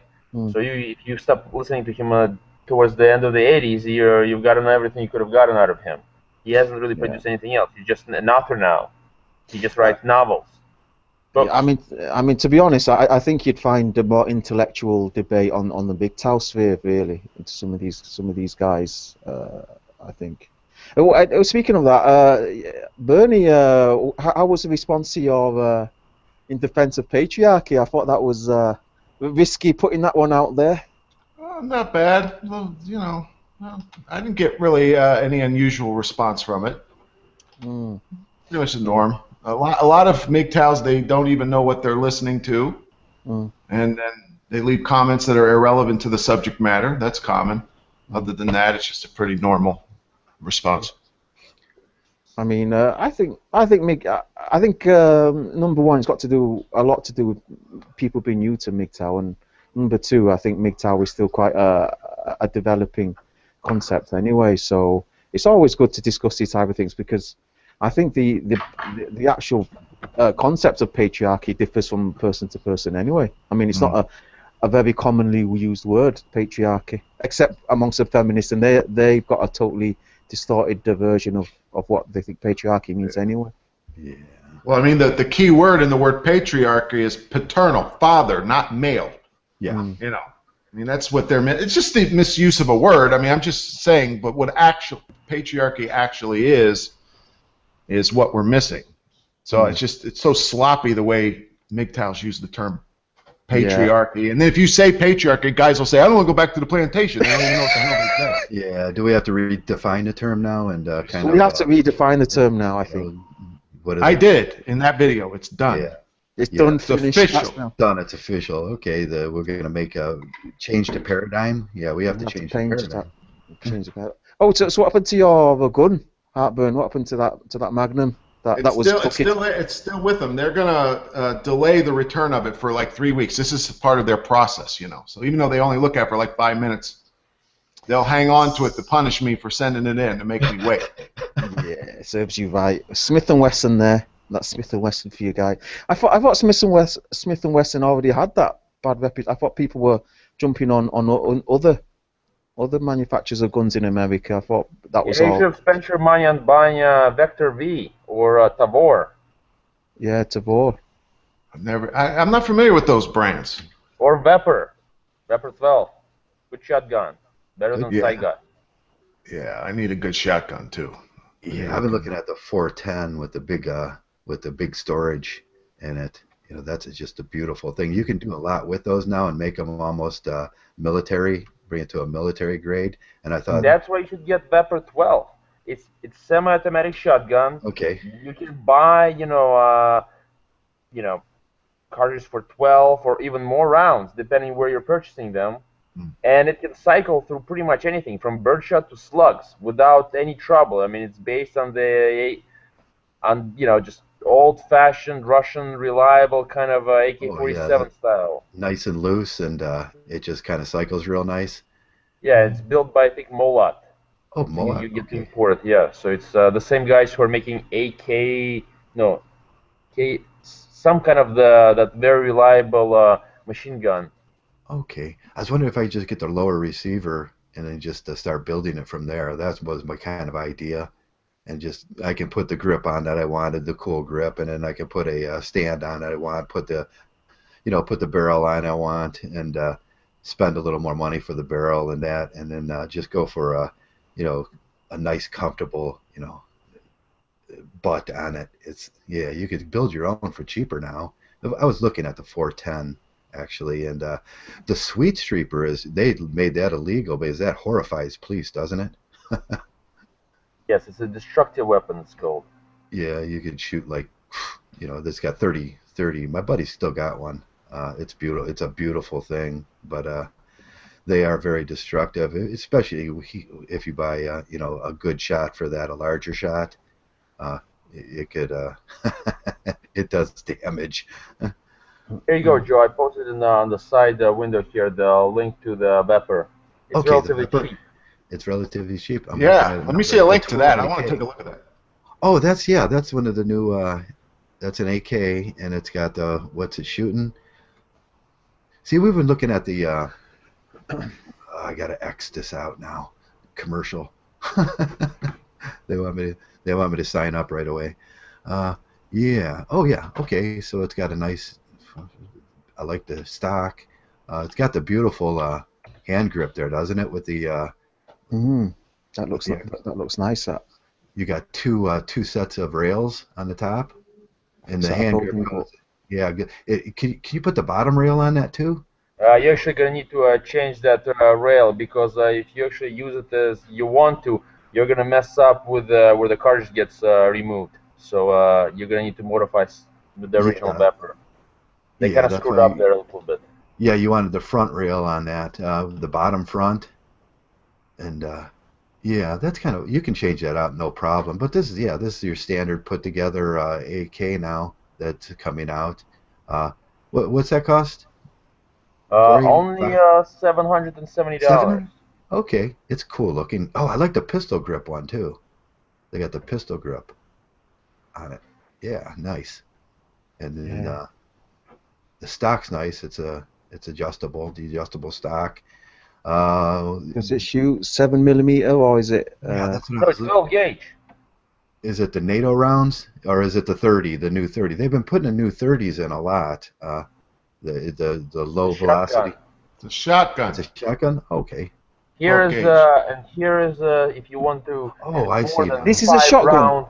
Yes, It's a shotgun. It's a It's a shotgun that looks like automatic that looks like an assault rifle. Yeah, it's Now I was beautiful. looking. Isn't it? Yeah, now I was looking at I looked at it and I said, well, there's no choke on it.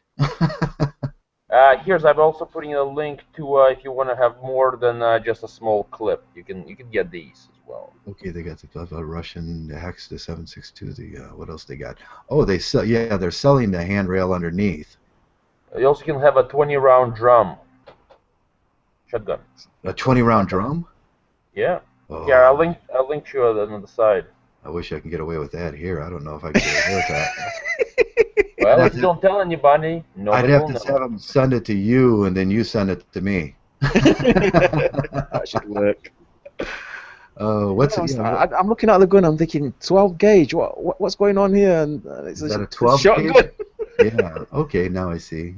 I got A 12 gauge shotgun that looks like a assault rifle. Yeah, it looks like an assault rifle. Ain't it beautiful? It's just beautiful. It's just beautiful. I wish I want two.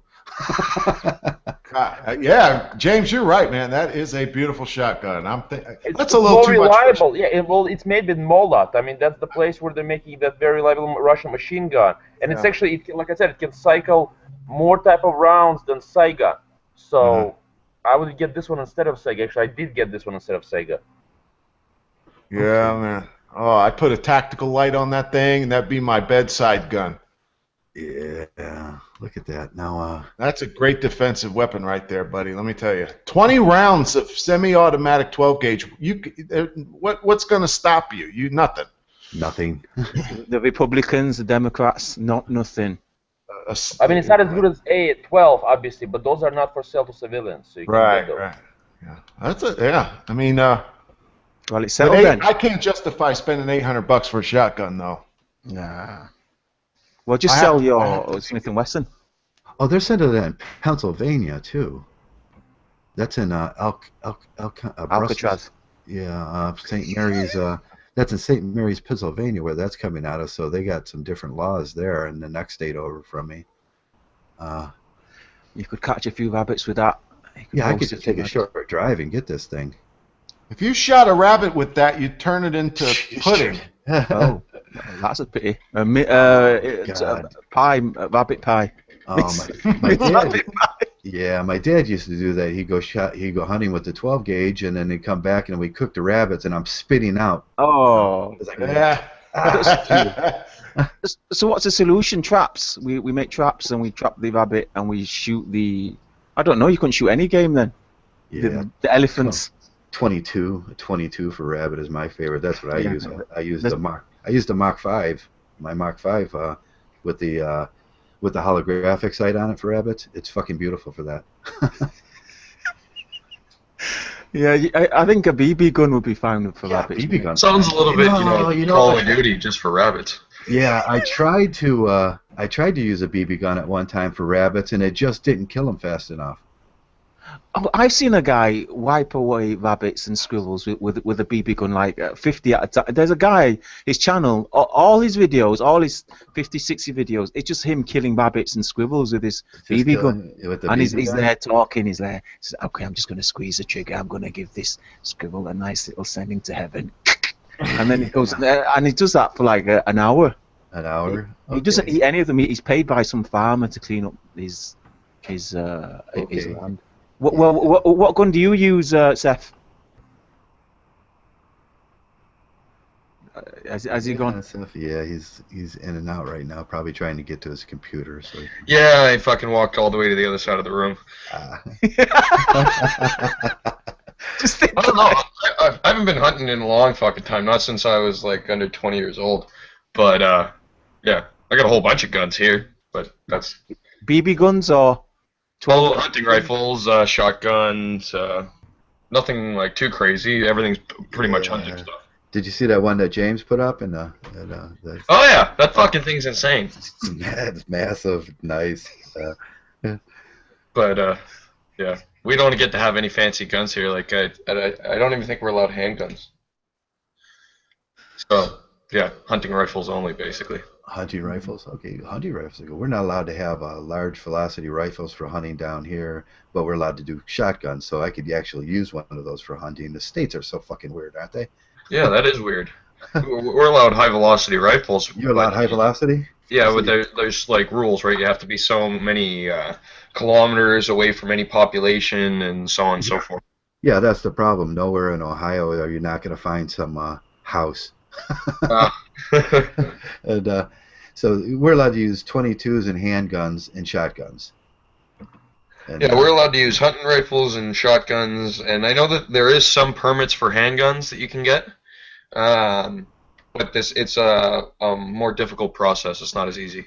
Yeah, and a lot of people use the 50 caliber muzzle loaders for deer hunting, but you only got one shot, so you better make that last. You better be good at that. And, bow hunting's good. Bow, with a bow and arrow. Bow and arrow, bow hunting, yeah. Any of you guys know how to shoot a bow? Any of you guys know? I can shoot one, but not great. My uncle fucking is like fucking Rambo. Like literally fucking like spends half the fucking year traveling all around the world hunting with a bow. With the bow, bow's nice. Yeah. I just bought one of those mini bows. It was an 80-pound one. I can't fucking do it. Everybody in my family, they like to sit out on fucking boats and fish and sit out in the middle of nowhere and hunt, and it's like, okay, I gotta fucking do something, guys. I can't fucking sit here for That's why you bring alcohol and pot with you. No, even then I get fucking loud and rowdy, and nobody's gonna get fucking catch anything. That's for sure.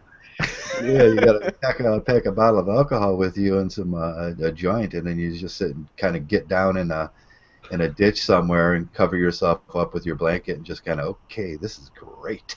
Do you ever end up falling out and start shooting? What it was when I was young, I was dragged out all the time, right? Like weekend after weekend after weekend, night after night after night, and I always wanted to be doing something else.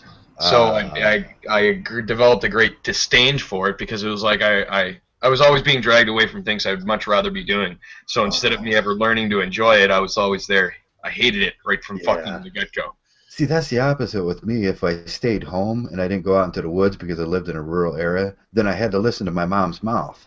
Plus, so my dad was like an asshole, right? So, like, the first time that I fired a rifle, it was a 304 or 303, 306, something like that. 306? Anyways, I was only like 6 years old, so it just fucking threw me off my goddamn feet and like 5 feet back, and he doesn't fucking tell me anything. He just kind of sets me up and says, "Yeah, go fucking fire it, ha ha ha," and knowing what's gonna happen. He's a complete jackass like that, right? Yeah. So I didn't really. It wasn't like I ever enjoyed any of the times that I had. It was always fucking just insanity or boring. Oh yeah, my youngest son did that the first time we had him out with the 12 gauge. I was like, now butt it up against your shoulder real tight, and kind of lean your head over and keep it back away from that.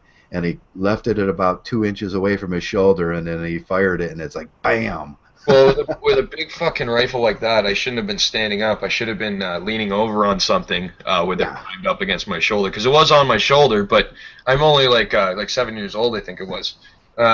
So my body weight is just like, yeah, it's not there. Well, that's the hardest thing to teach kids and women all the time. You want to be about 1.5 feet, 2 feet back from your sights when you're firing, and let that thing just free move, and it's gonna butt back 6 inches or so, but that's okay if you're 2 feet, if you're 1.5 feet away, and telling them to keep both their eyes open and just kind of look down from a distance. Yeah.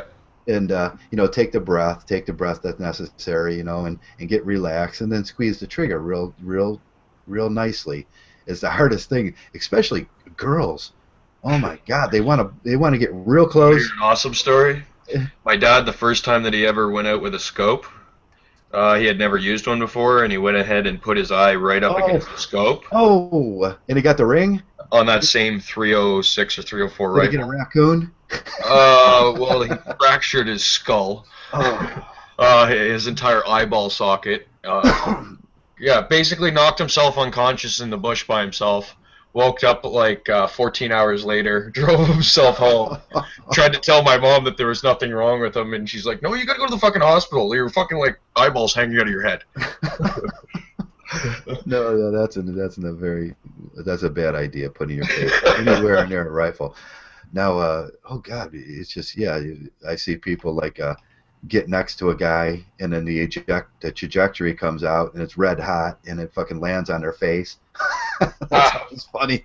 Yeah, that'd be good. You get a little burn, Hunting's something you gotta, someone needs to show you how to do it. I did always love my paintball guns, though, but that was more because it was something that I could terrorize people in the town with. Yeah, paintballs, potato guns, tennis ball guns are always fun. Do you guys build tennis ball guns when you were kids? No, I never built tennis ball guns. We used to fucking sit in this fucking field all the time and shoot cars with our paintball guns as they drive by. Yeah. And just fucking piss them right the fuck off. People would get out, and we knew the area well, so we could just run from field to field to field. And, field to field, yeah. We got arrested when I was a kid making you take the the tennis balls, and then you have to find. It used to be the steel cans used. And where did everybody go? Everybody just ditched out on us. Everybody just ditched on it. But you wanted to come in and talk about your new site, didn't you? Oh, I thought I'd drop in there. Yeah. So it's been a busy day. Just posting shit over and over and over and over again. Okay, yeah. Well, what's with your new site there? Did you put some link up? Let's put put a link up to your new site there. There's a new site. It's sort of meshing together of Monkgtow, Anon, the Libertarians. Who else is in there? Truther community. The Truther community. And that's what we always said we wanted to do, is kind of reach out to the other communities where there's a gentle interlapping with the ideas. And you can expect the different groups that are compatible and are kind of they're all arguing, or they're all complaining about the same thing, but they're complaining about different ends of the same thing. Right. Instead of them all just being independent and not talking to each other, trying to bring them together a little bit more. Okay. Yeah, and that's an interesting idea. You're going to get some friction between the groups because they don't have the same ideology. But if guys just say, hey, we all have this general ideology of what's going on, we see it differently. I think the part that I like the best about it is, since we've started doing it, we've noticed that the people that are in each one of these groups that kind of basically keep them stuck so that they're not going anywhere, they're the ones that have the biggest problem with us. So they're the ones that come and pick a fight with us immediately, right away, right off the bat. Because they feel threatened. We're opening up their little closed niche. They're putting themselves inside of a box, and that's what they're going to like an extremist form, and then it's an echo chamber. Palatable for the majority of people because it starts going too extreme or too radical or too conspiracy or whatever it is. Goes off the deep end. So those people, they don't like us because we're like, hey, if it discredits you, shut your mouth about it. Don't talk about it. That's as simple as it is. If you don't have all the evidence to turn around and back it up, and you can't actually say this deserves to be investigated and somebody go to jail or something like that, shut your mouth. Don't turn around and talk about it. Don't associate it with your group, because all you're doing is shooting your entire movement in the foot. Right. Yeah. Because you got to be really logical about this stuff. And with the truther movement or the conspiracy guys, with the, you get the far end, which is the lizard people. Yeah. You'll get very legitimate causes, right? Like say the banking, the international banking industry, right? International banking. Then you have people jump on it and say, oh well, they're all reptilian aliens, and that just completely credits the entire accusation, anything that's going on. It completely throws it down the drain.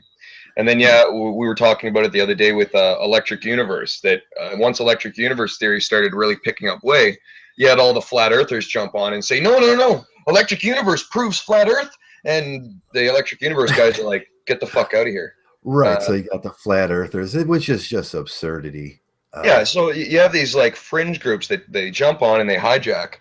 And if they're allowed to hijack these bigger groups, they just make sure that they don't go anywhere. That's the only thing they do. Right. Yeah. So it's bogged down. What in Monkgtow? What group would you see in Monkgtow as the anti-Monkgtow group that just bogs us down? Is it the PUAs? It's a little bit of a blend of I'd say the extremist militant atheists and the PUAs. I find myself commonly arguing with PUAs that know absolutely nothing, and they're basically fighting for feminism in some way or another with the arguments that they're putting forth and the sides that they're taking. They're what's personally important to them is contradictory to their overall supposed goals. It is contradictory to their it's like we're saying, hey, stay away from the girls, don't do this, be very careful, and they're going, but what about the girls? I say it's the same thing over and over again. I say to them when they piss me off far enough that they're fake Monkgtow. Their entire world revolves around female gratification and female approval, and that's what being a PUA is. And you turn around and you demonize any Monkgtow that says, no, I don't even care at all for female approval, and you want to call us like we're some sort of celibate weirdos or something like that. And no, we're just not obsessed with women. It's not our world. Being celibate, it's not a bad thing. It's nothing for anybody else to think about whether you're celibate or not. That's my business. It's the anti stay out of my fucking bedroom. Asking me if and I find almost every group, they usually have one or two, and there's almost every group's got them, and we just go in and we find the ideas that are similar and that do tie the groups together, and we leave the other stuff. And that means leaving all the crazy people, and they don't really like that. That means they got to go find somewhere else to go make look like shit. Yeah. At a certain point, we all like to dabble in the logistics of things, and we all like to dabble in like bowling logic, and it's got to be, the syllogisms have got to be correct if you start doing this, and your logic has to be on the money. I look at everything from a very marketing standpoint, right? Direct sales and multi-level marketing, and looking at it as a building and a growing thing. And I just look at it just like I've always done it in my businesses. You got to kind of weave your way through all the rough so you can get to the diamonds. It's just the way it is. Yeah. So you're looking for, like we talked last night, you're looking for a Monkgtow guy that could be patient with these guys. Explain the way we look at it, and be it just be that crossover where we're going to catch a lot of these guys don't know they're Monkgtow, and that's what we're looking for. Unmasked, perfect example. Right? It's just, that's who we're looking for. We're not looking for the crazies. We're not looking to get into that and start talking about lizard people, and although that's fun sometimes. It's fun to theorize about it, or watch a documentary here and there when you're bored. It's not something that you go around propagating every day, nonstop, as this is the way. I have guys all the time messaging me about just random shit. Like a good one is that comes up a lot is, the moon landing was faked, and I was like, yeah, but so what? So what? Yeah. And they're like, what do you mean, so what? I'm like, well, if we find out, if that comes in general knowledge today, is it going to change the world? No. Yeah, look So at what the fuck is the point technology. of talking about it? All it does is make you sound like a crazy person. Why don't you put your focus on something that might actually have an effect in the world you live in, not on the moon? Look at the technology that came from NASA striving to land that on the moon. But for me, it's not even like that. It's are the topics viable? Because do they actually go at the heart of any problems? If they're just going off into no man's land, and it's like and trying to uncover it, really, it's not going to change anybody's life. Then what's the point of uncovering it, other than you're making yourself sound like an idiot? So we follow that kind of stuff. Yeah, there's other interesting things. We talk as men the way we talk, and we're trying to uncover the truths and things, and we're trying to dissect the illogical things out of things. That's we often get in these little scuffles with feminists because they say the most illogical things, and but they're completely irrational, and they're completely irrational. Yeah, like 1 + 6 + feelings is 22. It's a personal story I'm almost about to talk about, but it's too long anyways. Women are a bit crazy. So we have a lot of women followers for some of our topics, and I find that they're the ones that share the most. I can see that in the Anon. Especially in the Anons and in the truther movement, there's lots and lots and lots of women. So I don't have a problem getting along with them, but it's not like I'm being buddy with them. It's more they follow my stuff, they share my stuff, and I'll say thank you when they share my stuff, and that's the name of the game, Yeah, that's the name of the game. I could see the MGTOWs going in there, and all of a sudden a woman shows up, and then a real MGTOW. How we're gonna be like, oh no shit, get the fuck out. Yeah, I had it the other day. Somebody, a woman, a truther woman, and one of the MGTOW got into it, and I just kind of jumped in. I was like, hey guys, I think we can both agree that we've got a lot bigger fucking things to fight about in this world than piss each other off. So let's go find somebody on Twitter to piss off. And there's better things to argue about other than men and women that don't actually have a problem specifically between each other. Yeah. Right. And this was So you're gonna start develop. You tell me you need a name, MGTOW. To come. We would like to get somebody that writes for the website along with myself, because right now I'm doing like 10 different. I'm doing so many different subjects. It's hard to keep up with MGTOW content, and we want to keep a steady flow of MGTOW stuff coming out as much as possible. So we are looking for a MGTOW, a writer, producer of sorts, just to bring content to the website from. I don't want to say the manosphere, but the more specifically the MGTOW community. Because it's just trying to go through all the different topics and gather all the stuff. It's almost impossible. Plus, you got to do all the, I do all the marketing and stuff for the website, and that takes probably the largest amount of time. Oh yeah. Plus, you remember that there are 5 other groups in there, and we could take if a MGTOW writer does come in, and you could take one of their topics and say this is how it relates to MGTOW. Yeah. And just that's cool, and then everybody can go, okay, that's cool, and accept it. And it may not be your common theology about it, but people can get along, I think. And that's I've been a manager in almost every job I've ever done for a long time, and the big thing is don't micromanage people. You just kind of let them do their thing, and let everybody be happy, and be passionate and about the things that they want to be passionate about, and you kind of you fan that flame for them, but other than that, you just let them go. Okay, that's good. Do you have a certain the Bundy thing was very popular lately, and the Oklahoma thing, is that Oklahoma? Is that group over? Is that done now? The whole the Bundy Ranch and all that kind of stuff. Yeah, they're now being the government got what they want. They killed the spokesman, and they imprisoned both the Bundy brothers. Yeah. So it's not something that we've made like a big article on or anything, even though that we have been watching it. It's more of it's kind of over, like, right? So yeah, unless you get a new personality, they have to develop a new personality now. Because whoever steps into that job is going to be like, are they going to just kill me too? Well, yeah, you're signing up for that job. It's you're looking to get shot. Yeah. Oh God, there was who said it was? What was the king?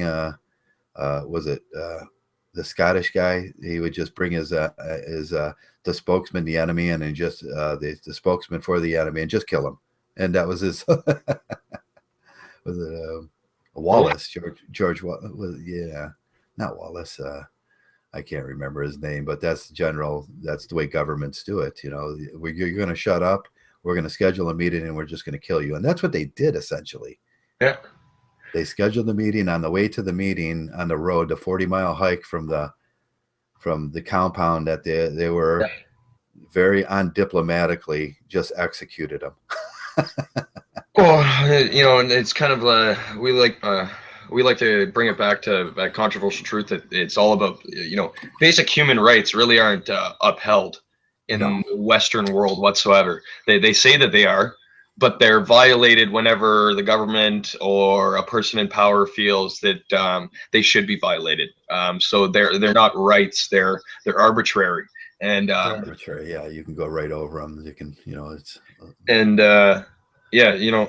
everybody wants to say this is the problem and that is the problem, but really, if you don't have the fundamentals of your society in check, can you really be surprised that it's not working out so well? Right. So as a libertarian, for me, it comes back to, a very simple thing like the NAP or non-aggressive principle. People need to they can't be allowed to infringe on other people's rights in any degree whatsoever. That's really the only law that needs to be enforced is right. Yeah. Now I like the non-aggressive Stephen Mullinex does a great video on the non-aggressive principle and everything, but people have to remember the non-aggressive principle goes both ways. Yeah. They're asking you to be non-aggressive, but then the government itself is total force and aggression. Yeah, but it's total force and aggression. But even within our society, we have basically people that don't respect other people's basic individual rights, right to right to freedom of association. How many guys have had a girl or has dated a girl and their friend has basically invaded the relationship and told everybody, no, you're not dating this person and this person's going this person. The person is basically has violated those two people's very basic human right of freedom of association, and they have no respect for the basic rights. Now, when we turn around and we take those very small situations and you apply them to the bigger scheme, well, this is why we invade countries for no fucking reason. Just the same reason, attitude that no, it's okay for me to go and violate somebody else's basic rights because I feel like it. Yeah. And now this is something men have to learn too, because it doesn't seem to be common sense with men. The feminists on one end are saying we can date who we want, we can go through it, we can ride the cock carousel as much as we want and everything, but it's always been a shame factor for men. When you go out and have a girl in this thing, if you choose to do that and you go out and have another girl, it's none of the first girl's rights to say, no, you can't have this other girl. And it's like you keep on your side. If I have 10 girls coming over here, but that's when they lose it. They go, oh, you men are all scum. It's a completely. I see the entire feminist argument. All it is a bunch of women that don't have the basic skills to actually even be human beings with far too much voice. Simple as that. All right. Yes, I said it in Twitter the other day. A woman was saying, "Oh, men have all the voice in the world," and my response was, "No, the fucking problem is nobody has a voice because only femtarbs like you get to be fucking heard." Right. So they want the free love. They want the what do they call that in the feminist group? They want to be able to choose and they want to be able to do that. But when a man does it, we're scum. Automatically, we're scumbags and we're cheaters and we're liars and everything. No, I see it. These are princesses. These are people that have never grown up. They're obsessed with attention and these stupid fucking things, and they run around arguing about shit that has no relation to anything important. And they're just wasting fucking everybody's time. And really, it's sad to say, but they deserve a smack across the fucking face.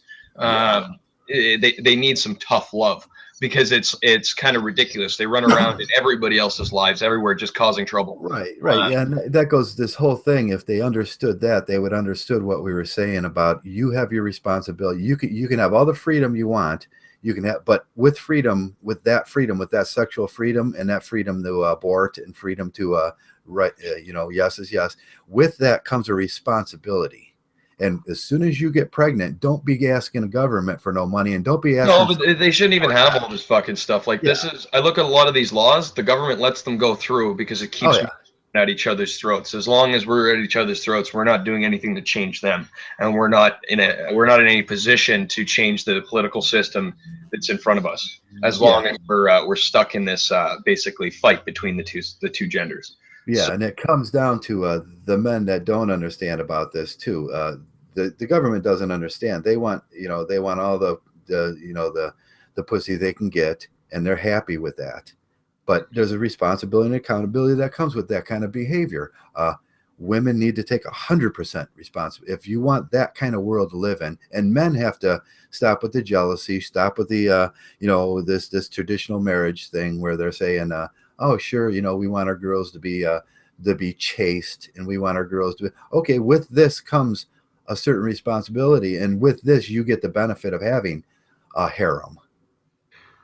Yeah, but it's not even like you've got all the laws that are all fucked up right now. So the polygamy thing. Can't make it so complicated and actually go into all the details, because then you start pulling the groups away from each other, and then they don't have anything in common, right? Now look at the overlay of the polygamy thing, and who was the guy that was the easiest way to do all this is you just always break it down to basic human rights. So how does Monkgtow fit into it? Well, men across the Western world are denied basic human rights that are internationally recognized, and China offers them to men, but America and Canada, Australia, and all the other Western countries, they refuse to give them to men.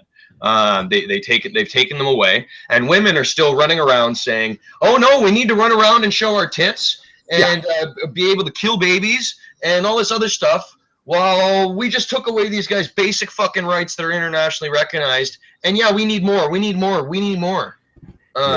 So now the guy was that's the way that you shut the argument up, though, is you just take it to basic human rights. And you say, what kind of fucking scumbag are you that you're going to deny somebody basic internationally recognized human rights? What kind of terrorist are you that you openly acknowledge that you have no fucking care in the world for these people that are right beside you, and you care about walking around without a fucking your top on? Really? There's so much there to shame them on and really put it right in their fucking face.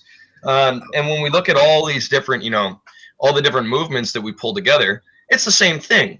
You can pull them all together as long as you just keep on beating the point of basic human rights. It's always one of the basic human rights that's being violated, and that's how you can basically get them to network with each other, because then they start saying, oh, well, we don't exactly agree on everything, but we agree that there's a huge fucking problem. We both agree that we got to change it. And so, we can work together. That's it.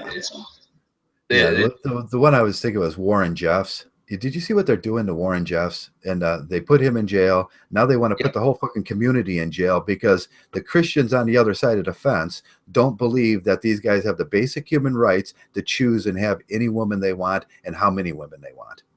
And that's what it boils down to. As far as I'm concerned, nobody should be getting involved in that community. Nobody should be getting involved in that community. That community has isolated itself because it doesn't want to have anything to do with the outside world. And any attempt for the outside world to go in there and mingle in their lives, I would consider an invasion of those people's basic human rights.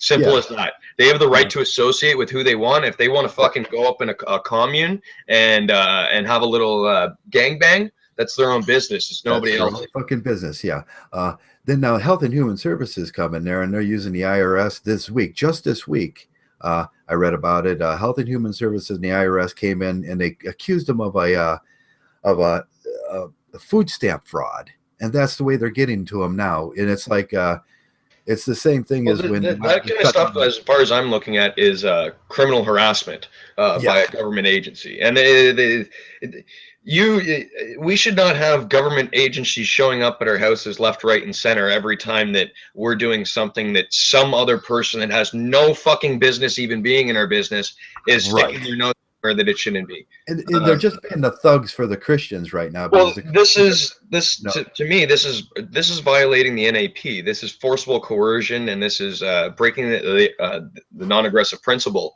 And if you just enforce the non-aggressive principle, all these fuckfaces that do all this really bad stuff, well, they'd be in jail, not instead of all the people that they put in jail. Right. Yeah. Next is going to be they're going to start taking their children. They're going to start putting them in jail, taking their children, putting them in, and that's a big business is children for cash. You know, these and they'll put them in these little institutions where just so happens the sister-in-law of the judge is getting that big $100,000 check for each one of these children. And I can see this playing out again over and over. And especially in this Warren Jeffs case, they want to dismantle that whole community. And you're going to have this anytime you start centralizing government, you start separating the rulers from the people, so the rulers are out of the reach of the people that they're fucking over. You're always going to have this happen because there's no recourse for the people. Right. They pulled the silver bullet on Warren Jeffs, and I don't know what they say about it. I don't care what they say about him because I believe they're just telling. I just don't even give a shit. It's not my business. If they want to live in a commune together, that's their own business. It has it's nobody else's shit. Like, when you're a MGTOW, you can see, okay, they used the silver bullet on them because we know we have that term, and then now they're just one by one, it's just that's the stuff we need to get together on and start fighting for, just to explain to these people, hey, you have no fucking right, getting into those people's lives. Well, they don't get it, and I think the reason, like, I think this is a lot of a side effect of us allowing psychopaths in positions of power throughout our society. This is, for somebody to go and do this to somebody else, they're showing that they don't have any moral capability to understand the basic what's needed to be within a civilized society. They are the cancer within it that is simply a parasite that walks around telling everybody else that they're wrong when this is the person that actually needs to be removed permanently. They are incompatible with society under any circumstances. I was explaining this to somebody the other day that has had problems with friends in their lives, telling them what to do and this and that. And I'm like, you don't get it. Like, these people aren't going to change. They're psychotic. That's what they are. They need to be exiled from your life. That's any interaction with them whatsoever is just more attempts for them to screw up more things. Just cut it quits. Leave them there. Leave them there. Yeah, just leave them to do their own thing. Everything will be fine. But they do deserve the basic human rights that they deserve. That this week, the example was they're trying to pull back on their food stamps, and everybody in this country has the right, if they fall between the poverty line, to use that money however they want. But they're going to start chasing their alms, and we talked about chasing your alms, and that's when governments fold. That's when there's very, very defined examples in our past societies about what happens when a civilized society like ours starts chasing our alms and dehumanizing so the government can suck that money in and just use it circularly within the government instead of giving it to the charity and the people that needed it. And that's what they're doing. They're just cutting their costs, and they're letting us do it. I was reading a good book, and I forget what the name. I have it here somewhere. I was using it for a research article. Anyways, but it was talking about in like the early parts of like America. Yeah. If you turned around and you say that you told somebody else who they could talk to or who they couldn't, they would freak out on you and treat you as if you just tried to murder them. Because any infringement on rights and freedoms, any at all, was considered trying to take them all. It was just as good as rape, as murder, as theft. It didn't matter because if you did one, you were going to do another, and you were going to do another, and it was just a matter of time. Yeah, you showed your motivations at that point. You begged the question. Yeah. What's next? If it's this, then it's going to be something else. We see that with people all the time. You give them the old saying: you give them a hand and they want an arm. Yeah. So the government has way too much power and control. The people in government have no checks and balances on themselves. They're able to basically abuse power anytime they feel like it. And for anybody to have any sort of recourse, it'll take them a few years, a whole bunch of money, and fucking far more headache and stress than the person had to go through to be able to use the system to abuse it, right? So I don't think that they should be able to go into people's places, because they're never going to be able to equalize that out if they're wrong. And because they're never going to be able to equalize it, they're never going to be able to say it's right in the first place. Right. Right. You can't go around invading places if you can't justify it 100% of the time. And then in the times that maybe you aren't, you have to be able to recoup to the person everything that you've done, all the time, all the misery, all the everything. Otherwise, you're a fucking, you're a tyrannical piece of shit. Tyrannical, yeah, you're tyrannical. Now we've seen this with I can't remember the guy up in Minnesota, up in the woods there. They did that to him, and then they did it at Waco, and now they're doing. Waco's a great one. You know, honestly, yeah. I watched the documentary on that, and that fucking it made me fucking shed a tear. It was fucking sad what they did to those fucking people. Yeah, and it's another case. It's another case of leave them alone. They set up in the middle of nowhere by themselves for a reason. Why'd you go out there? Why did you ever even step foot on the property? Did they request you? If they didn't request you, you shouldn't have been there. Yeah, and it's the same thing always. The townsfolk didn't want them coming into town. They started calling the FBI. The FBI got involved. Now the FBI is the thugs for the town, the Christian town folks that feel they're superior. And all these people want to do is come into the general store once a month, get their supplies, take it back to their compound, and they wouldn't give them a delivery point. And then there was certain postal violation laws that the government set up as the catch-22s they always put in that they never tell the people about. The post office wouldn't deliver to the compound, so they couldn't order their stuff in bulk because they said it exceeded a certain weight. And it was like, no, now we have to go. They said you have to use the system in the town to get your deliveries. So when they went in to get the deliveries, the town folks were all freaking out. And it came to a head there. And then it's Hegelian principles. They set it up from the beginning to the end to cause terror in somebody else's life. Terror. And the end result of it is how many children did they burn to death? And everybody that was involved in that lady that was I can't remember the ugly bitch that was the Secretary of State, Aldrich at that time, should all be fucking executed. Yeah, no, they should. They're murderers, and they committed a mass murder on public television, on publicly broadcasted television. We have all the proof of it, all the evidence. I love that picture. I love that picture where they said that. Now I know what a gunshot looks like against a building because I've seen them before in my past. They said that they had fired no shots, and I'm looking against the side of that building, and it's got those classic M16 holes in the building. There was hundreds of them already fired, and at that point the reporter was saying the government hasn't fired any shots so far.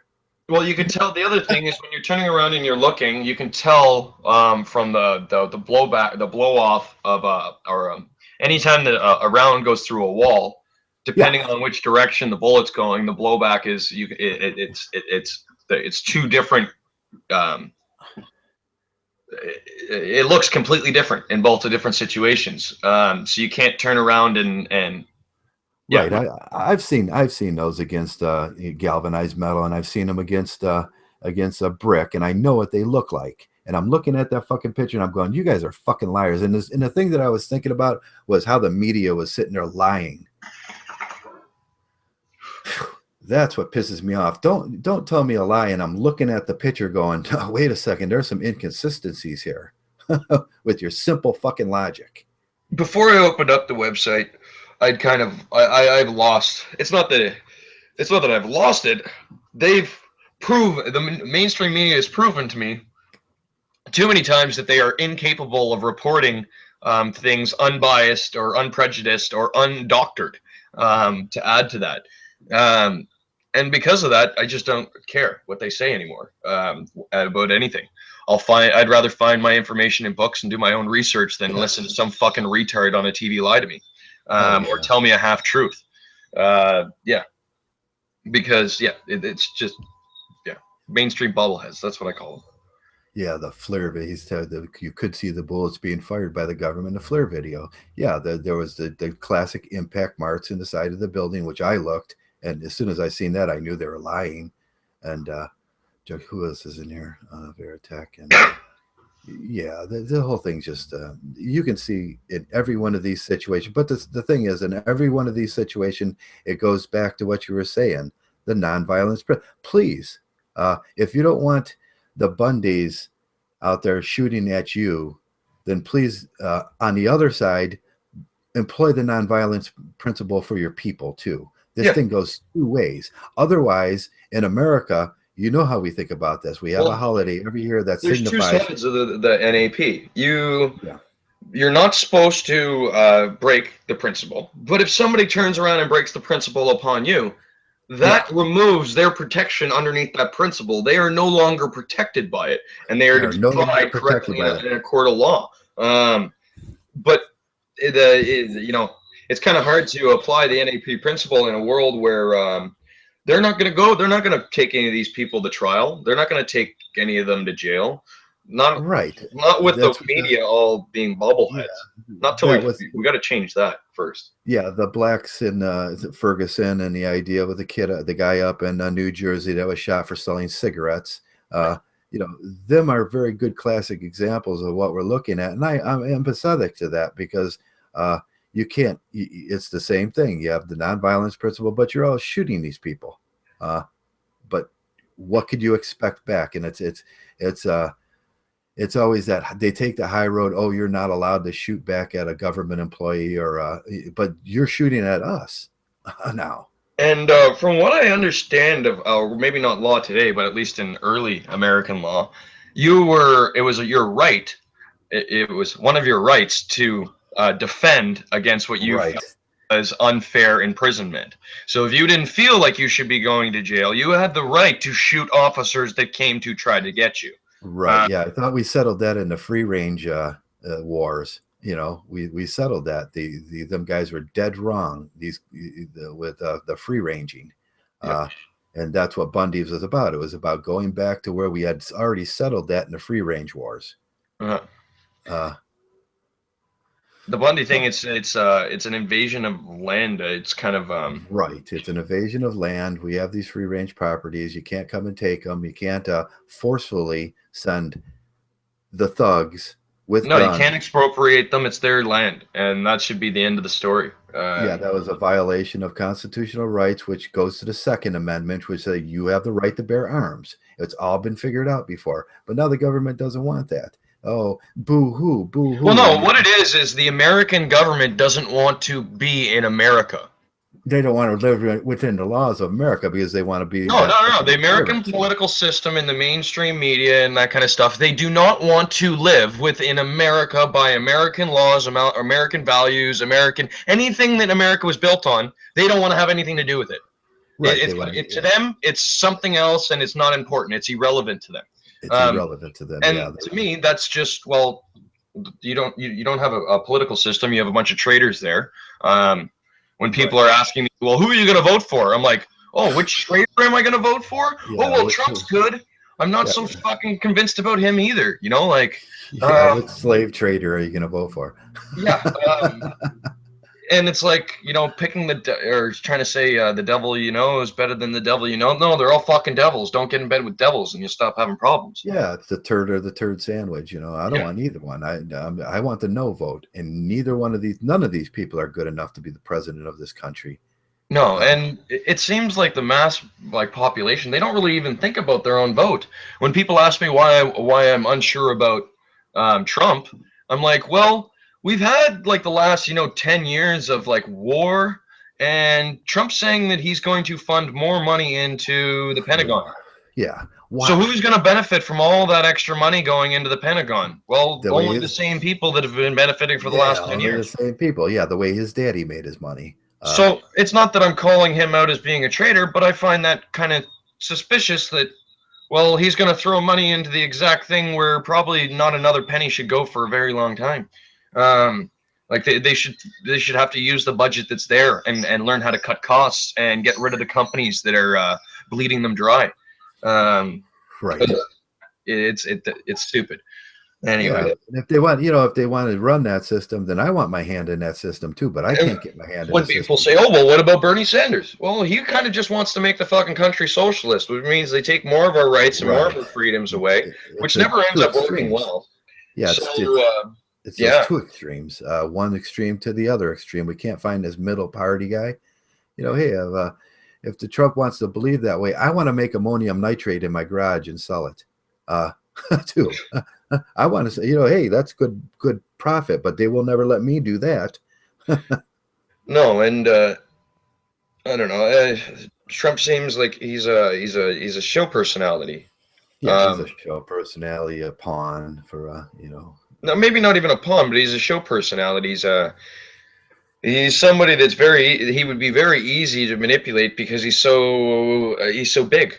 Well, he's another Ronald Reagan, isn't he? Huh? He's another Ronald Reagan. Yeah, honestly, I've said to some people that if he gets elected, I wouldn't be surprised if the U.S. goes through a transformation like Germany did with Hitler.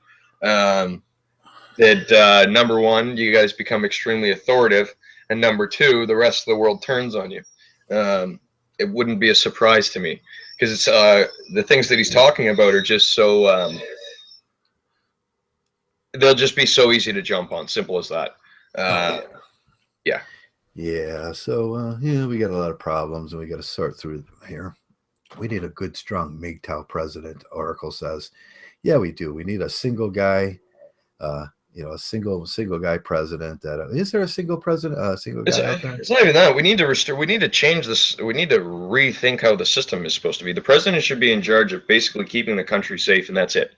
That's all their job is. They don't get involved in healthcare. They don't get involved in anything.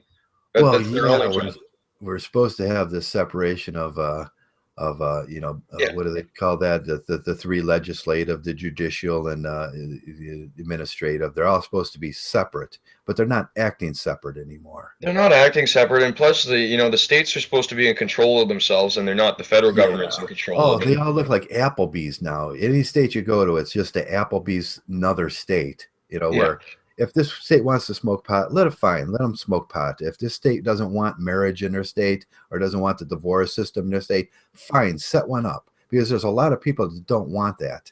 Yeah. If we don't want bed bugs. It's hilarious. It's like all these people that want to force their way of life on somebody else. The thing that scares them the worst is them being able to find somewhere that they can move where they can't be forced. That's like their biggest fear in the entire world is people being able to evade their fucking with their lives. So when we look at, say gay marriage, when they start talking about banning gay marriage in any state, it causes more of an uproar than, legalizing gay marriage. Yeah. Literally. Yeah. No, we've just seen this in counties down there in Alabama, and with when they had the uproar about the woman that wasn't allowing marriage in that county. What was her name? The secretary. And I'm saying, well, that's fine, because men were finding out that if they find these counties that don't have nothing to do with marriage in their county and don't do the marriage license and everything, think about the counties where you're not going to have the sheriff coming to your door for child support now, and all this. You can move there and be free and live your life. But HHS soon figured out that we got to start fucking with these counties and make them enforce them and make them believe in our traditional marriage system and force them to give out these licenses, because then we can have the sheriff come out to the door and put these men in slavery. That's what that was about. No, we need a state that doesn't have this system, that doesn't have the divorce system, doesn't have the marriage system. People start respecting everybody's right to do whatever they want, short of hurting somebody else.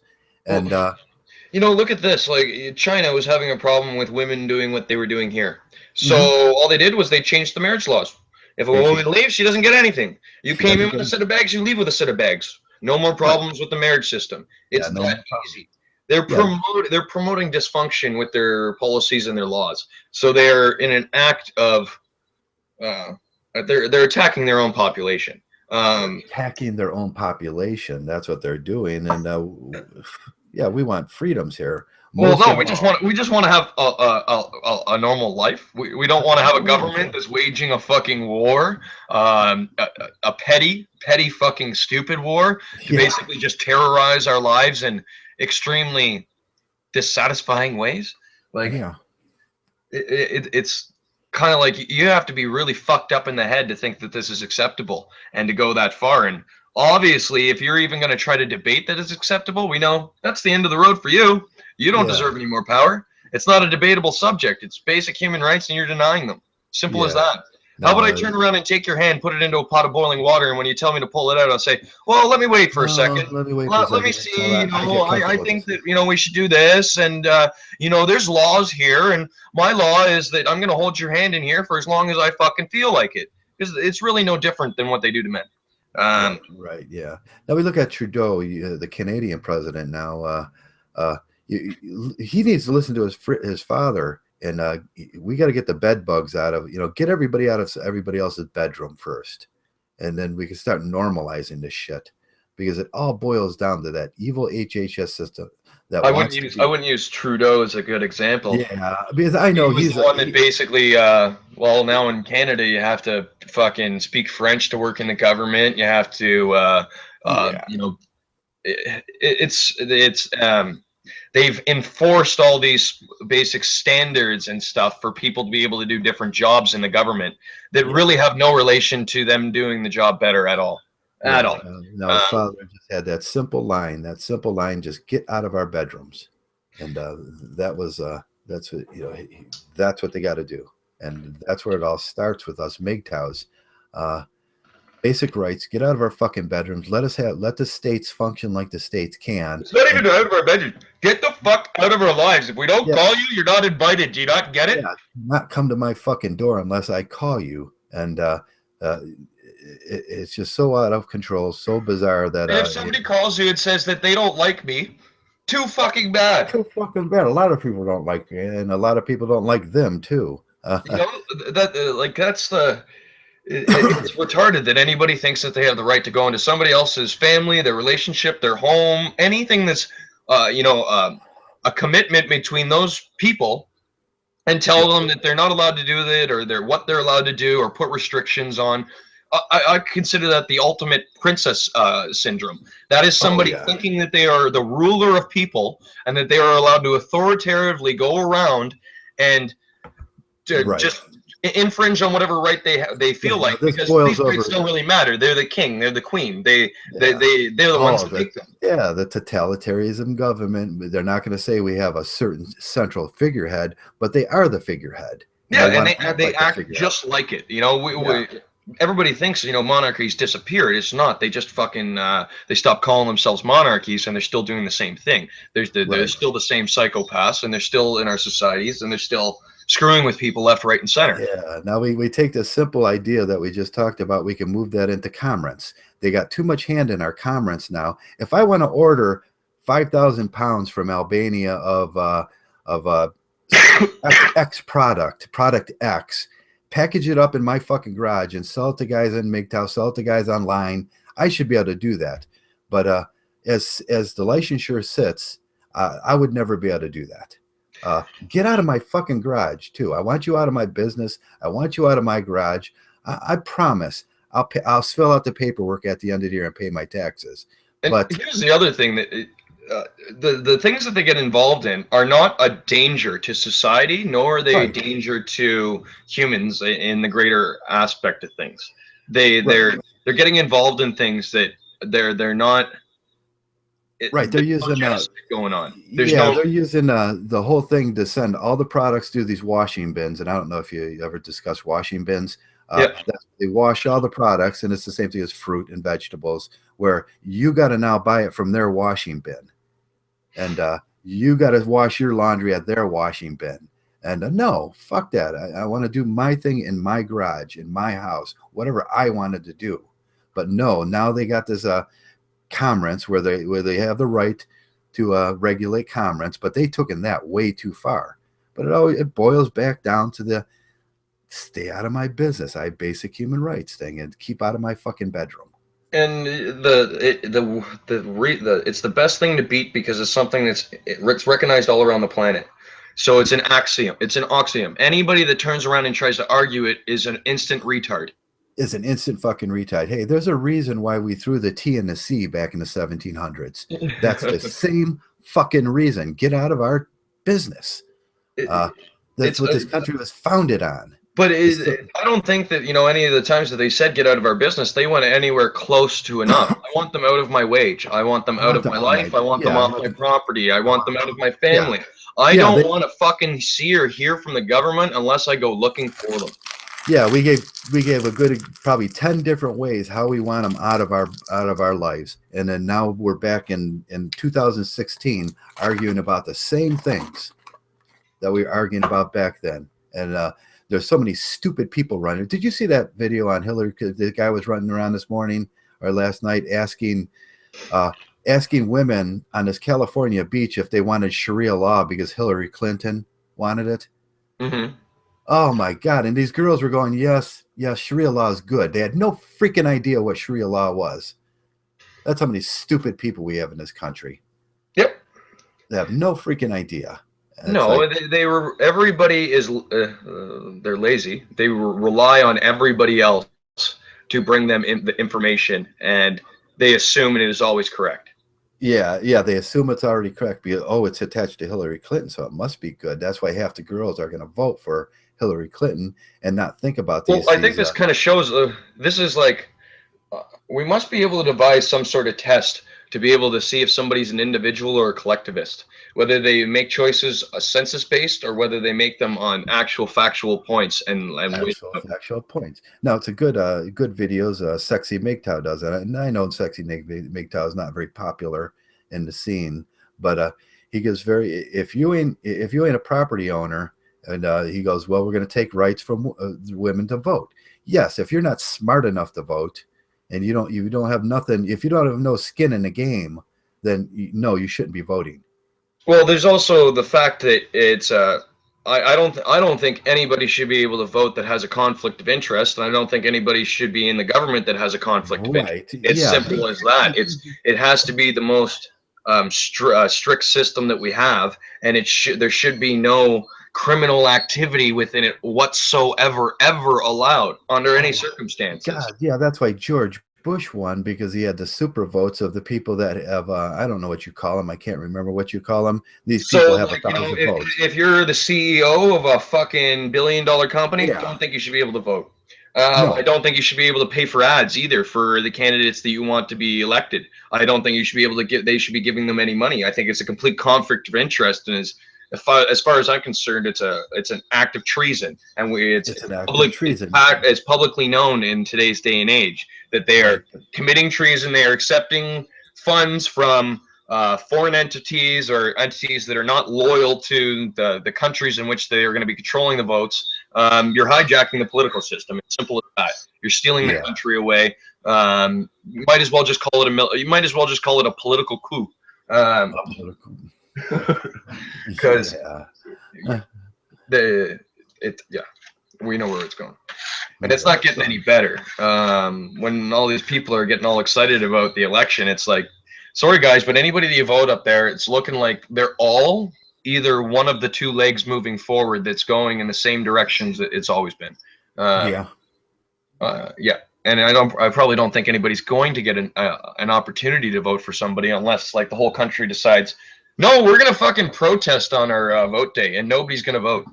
Right, that's what the no vote. We're gonna say that nobody's allowed to vote for a criminal government that's at war against us. You're not gonna get one vote in and then say, oh well, there was only one person to vote. That means we got 100% of the vote.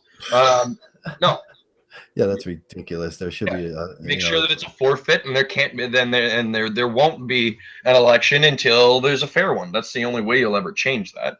Right, if you got 3 candidates up there and 30% doesn't show up to vote, that means that vote is not representative of the people, and the no vote is the best way to go. Hey, with that, we're running on now almost 3 hours here, and I might start up at 4 if Zeta wants to come in. He seems to be around. I wanted to ask him if he wanted to start up at 4, and If not, we're kind of running long, and it was a good talk today. We had a lot of interesting people in. This is Steph. We had James in. We had Shining in. Who else did we have? We had Heartburn in. And I want to say thanks for everybody for showing up. We had a great talk today. But we are running a little bit over the 2 hours right now. And thanks for all the viewers out there. We averaged 30 today. Ghost Agent Debo, Leonard, Dr. McCoy, and Veritech, Monkgtow Oracle, Zeta, King of All Monkgtow. That name cracks me up, doesn't it? It's like Mayor of Monkgtow. It's like the name that somebody sees and they automatically associate him as he's not just a regular Monkgtow. He's the king of all Monkgtow. Ben Volcaster. Who else do we have in here today? We had men's rights. We have Fanganization. That's another great name. Who's the guy I was looking for here? One of my favorite Monkgtow's been around from. One of those badasses been in. And Pants on Fire. And this goes on forever. We got a lot of comments today. There he is. What's his name? Men's Knowledge 101. Go and see Men's Knowledge 101. You get some information on the narcissism of females and how it works there.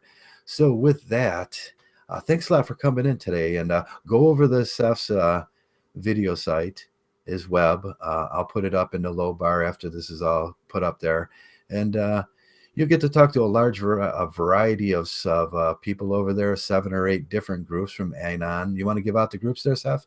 Oh, we've got Anon, Monkgtow, Libertarians, Truthers. We got a lot of people from like the Palestinian Gaza conflict stuff, BDS movement, Fathers for Justice, Men's Rights International.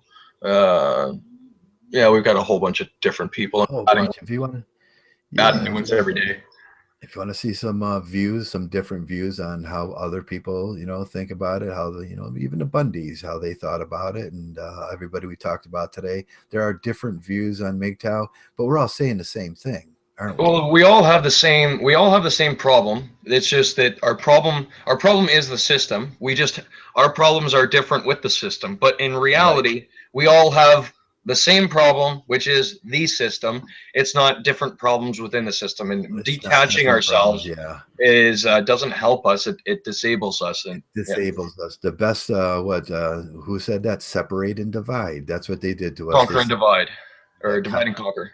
Divide and conquer. That's what they do. If we all start thinking about all these groups as one group and kind of, respect everybody's rights to think about that as we do. Well, you don't have to agree with every single fucking you don't have to agree on the street, it's you have to get along with people in society, even if you don't accept everything that they do in their personal life, and it's not any of your business. As long as if they uphold your basic rights and you uphold theirs, there shouldn't be any problem past that. There shouldn't be any problem. There's a lot of these groups. Let's go meet them, and let's get out there and start doing what we do best. Saturate the internet, meet people, share Monkgtow with them. That's the other thing. For us to grow as Monkgtow, we got to get our information out into the other groups so that they have access to it. If we allow ourselves to become a niche, then we're sabotaging ourselves. Yeah, we're sabotaging. Let's not be that echo chamber of the old MRA, where the old MRA imploded into an echo chamber and no one heard them.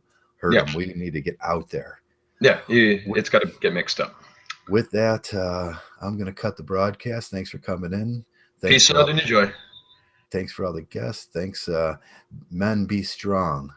Be strong. Let's push this thing through. Let's, like Shining's video said this morning, let's get this thing pushed through. And with that, I'm going to stop it. Peace out, brothers.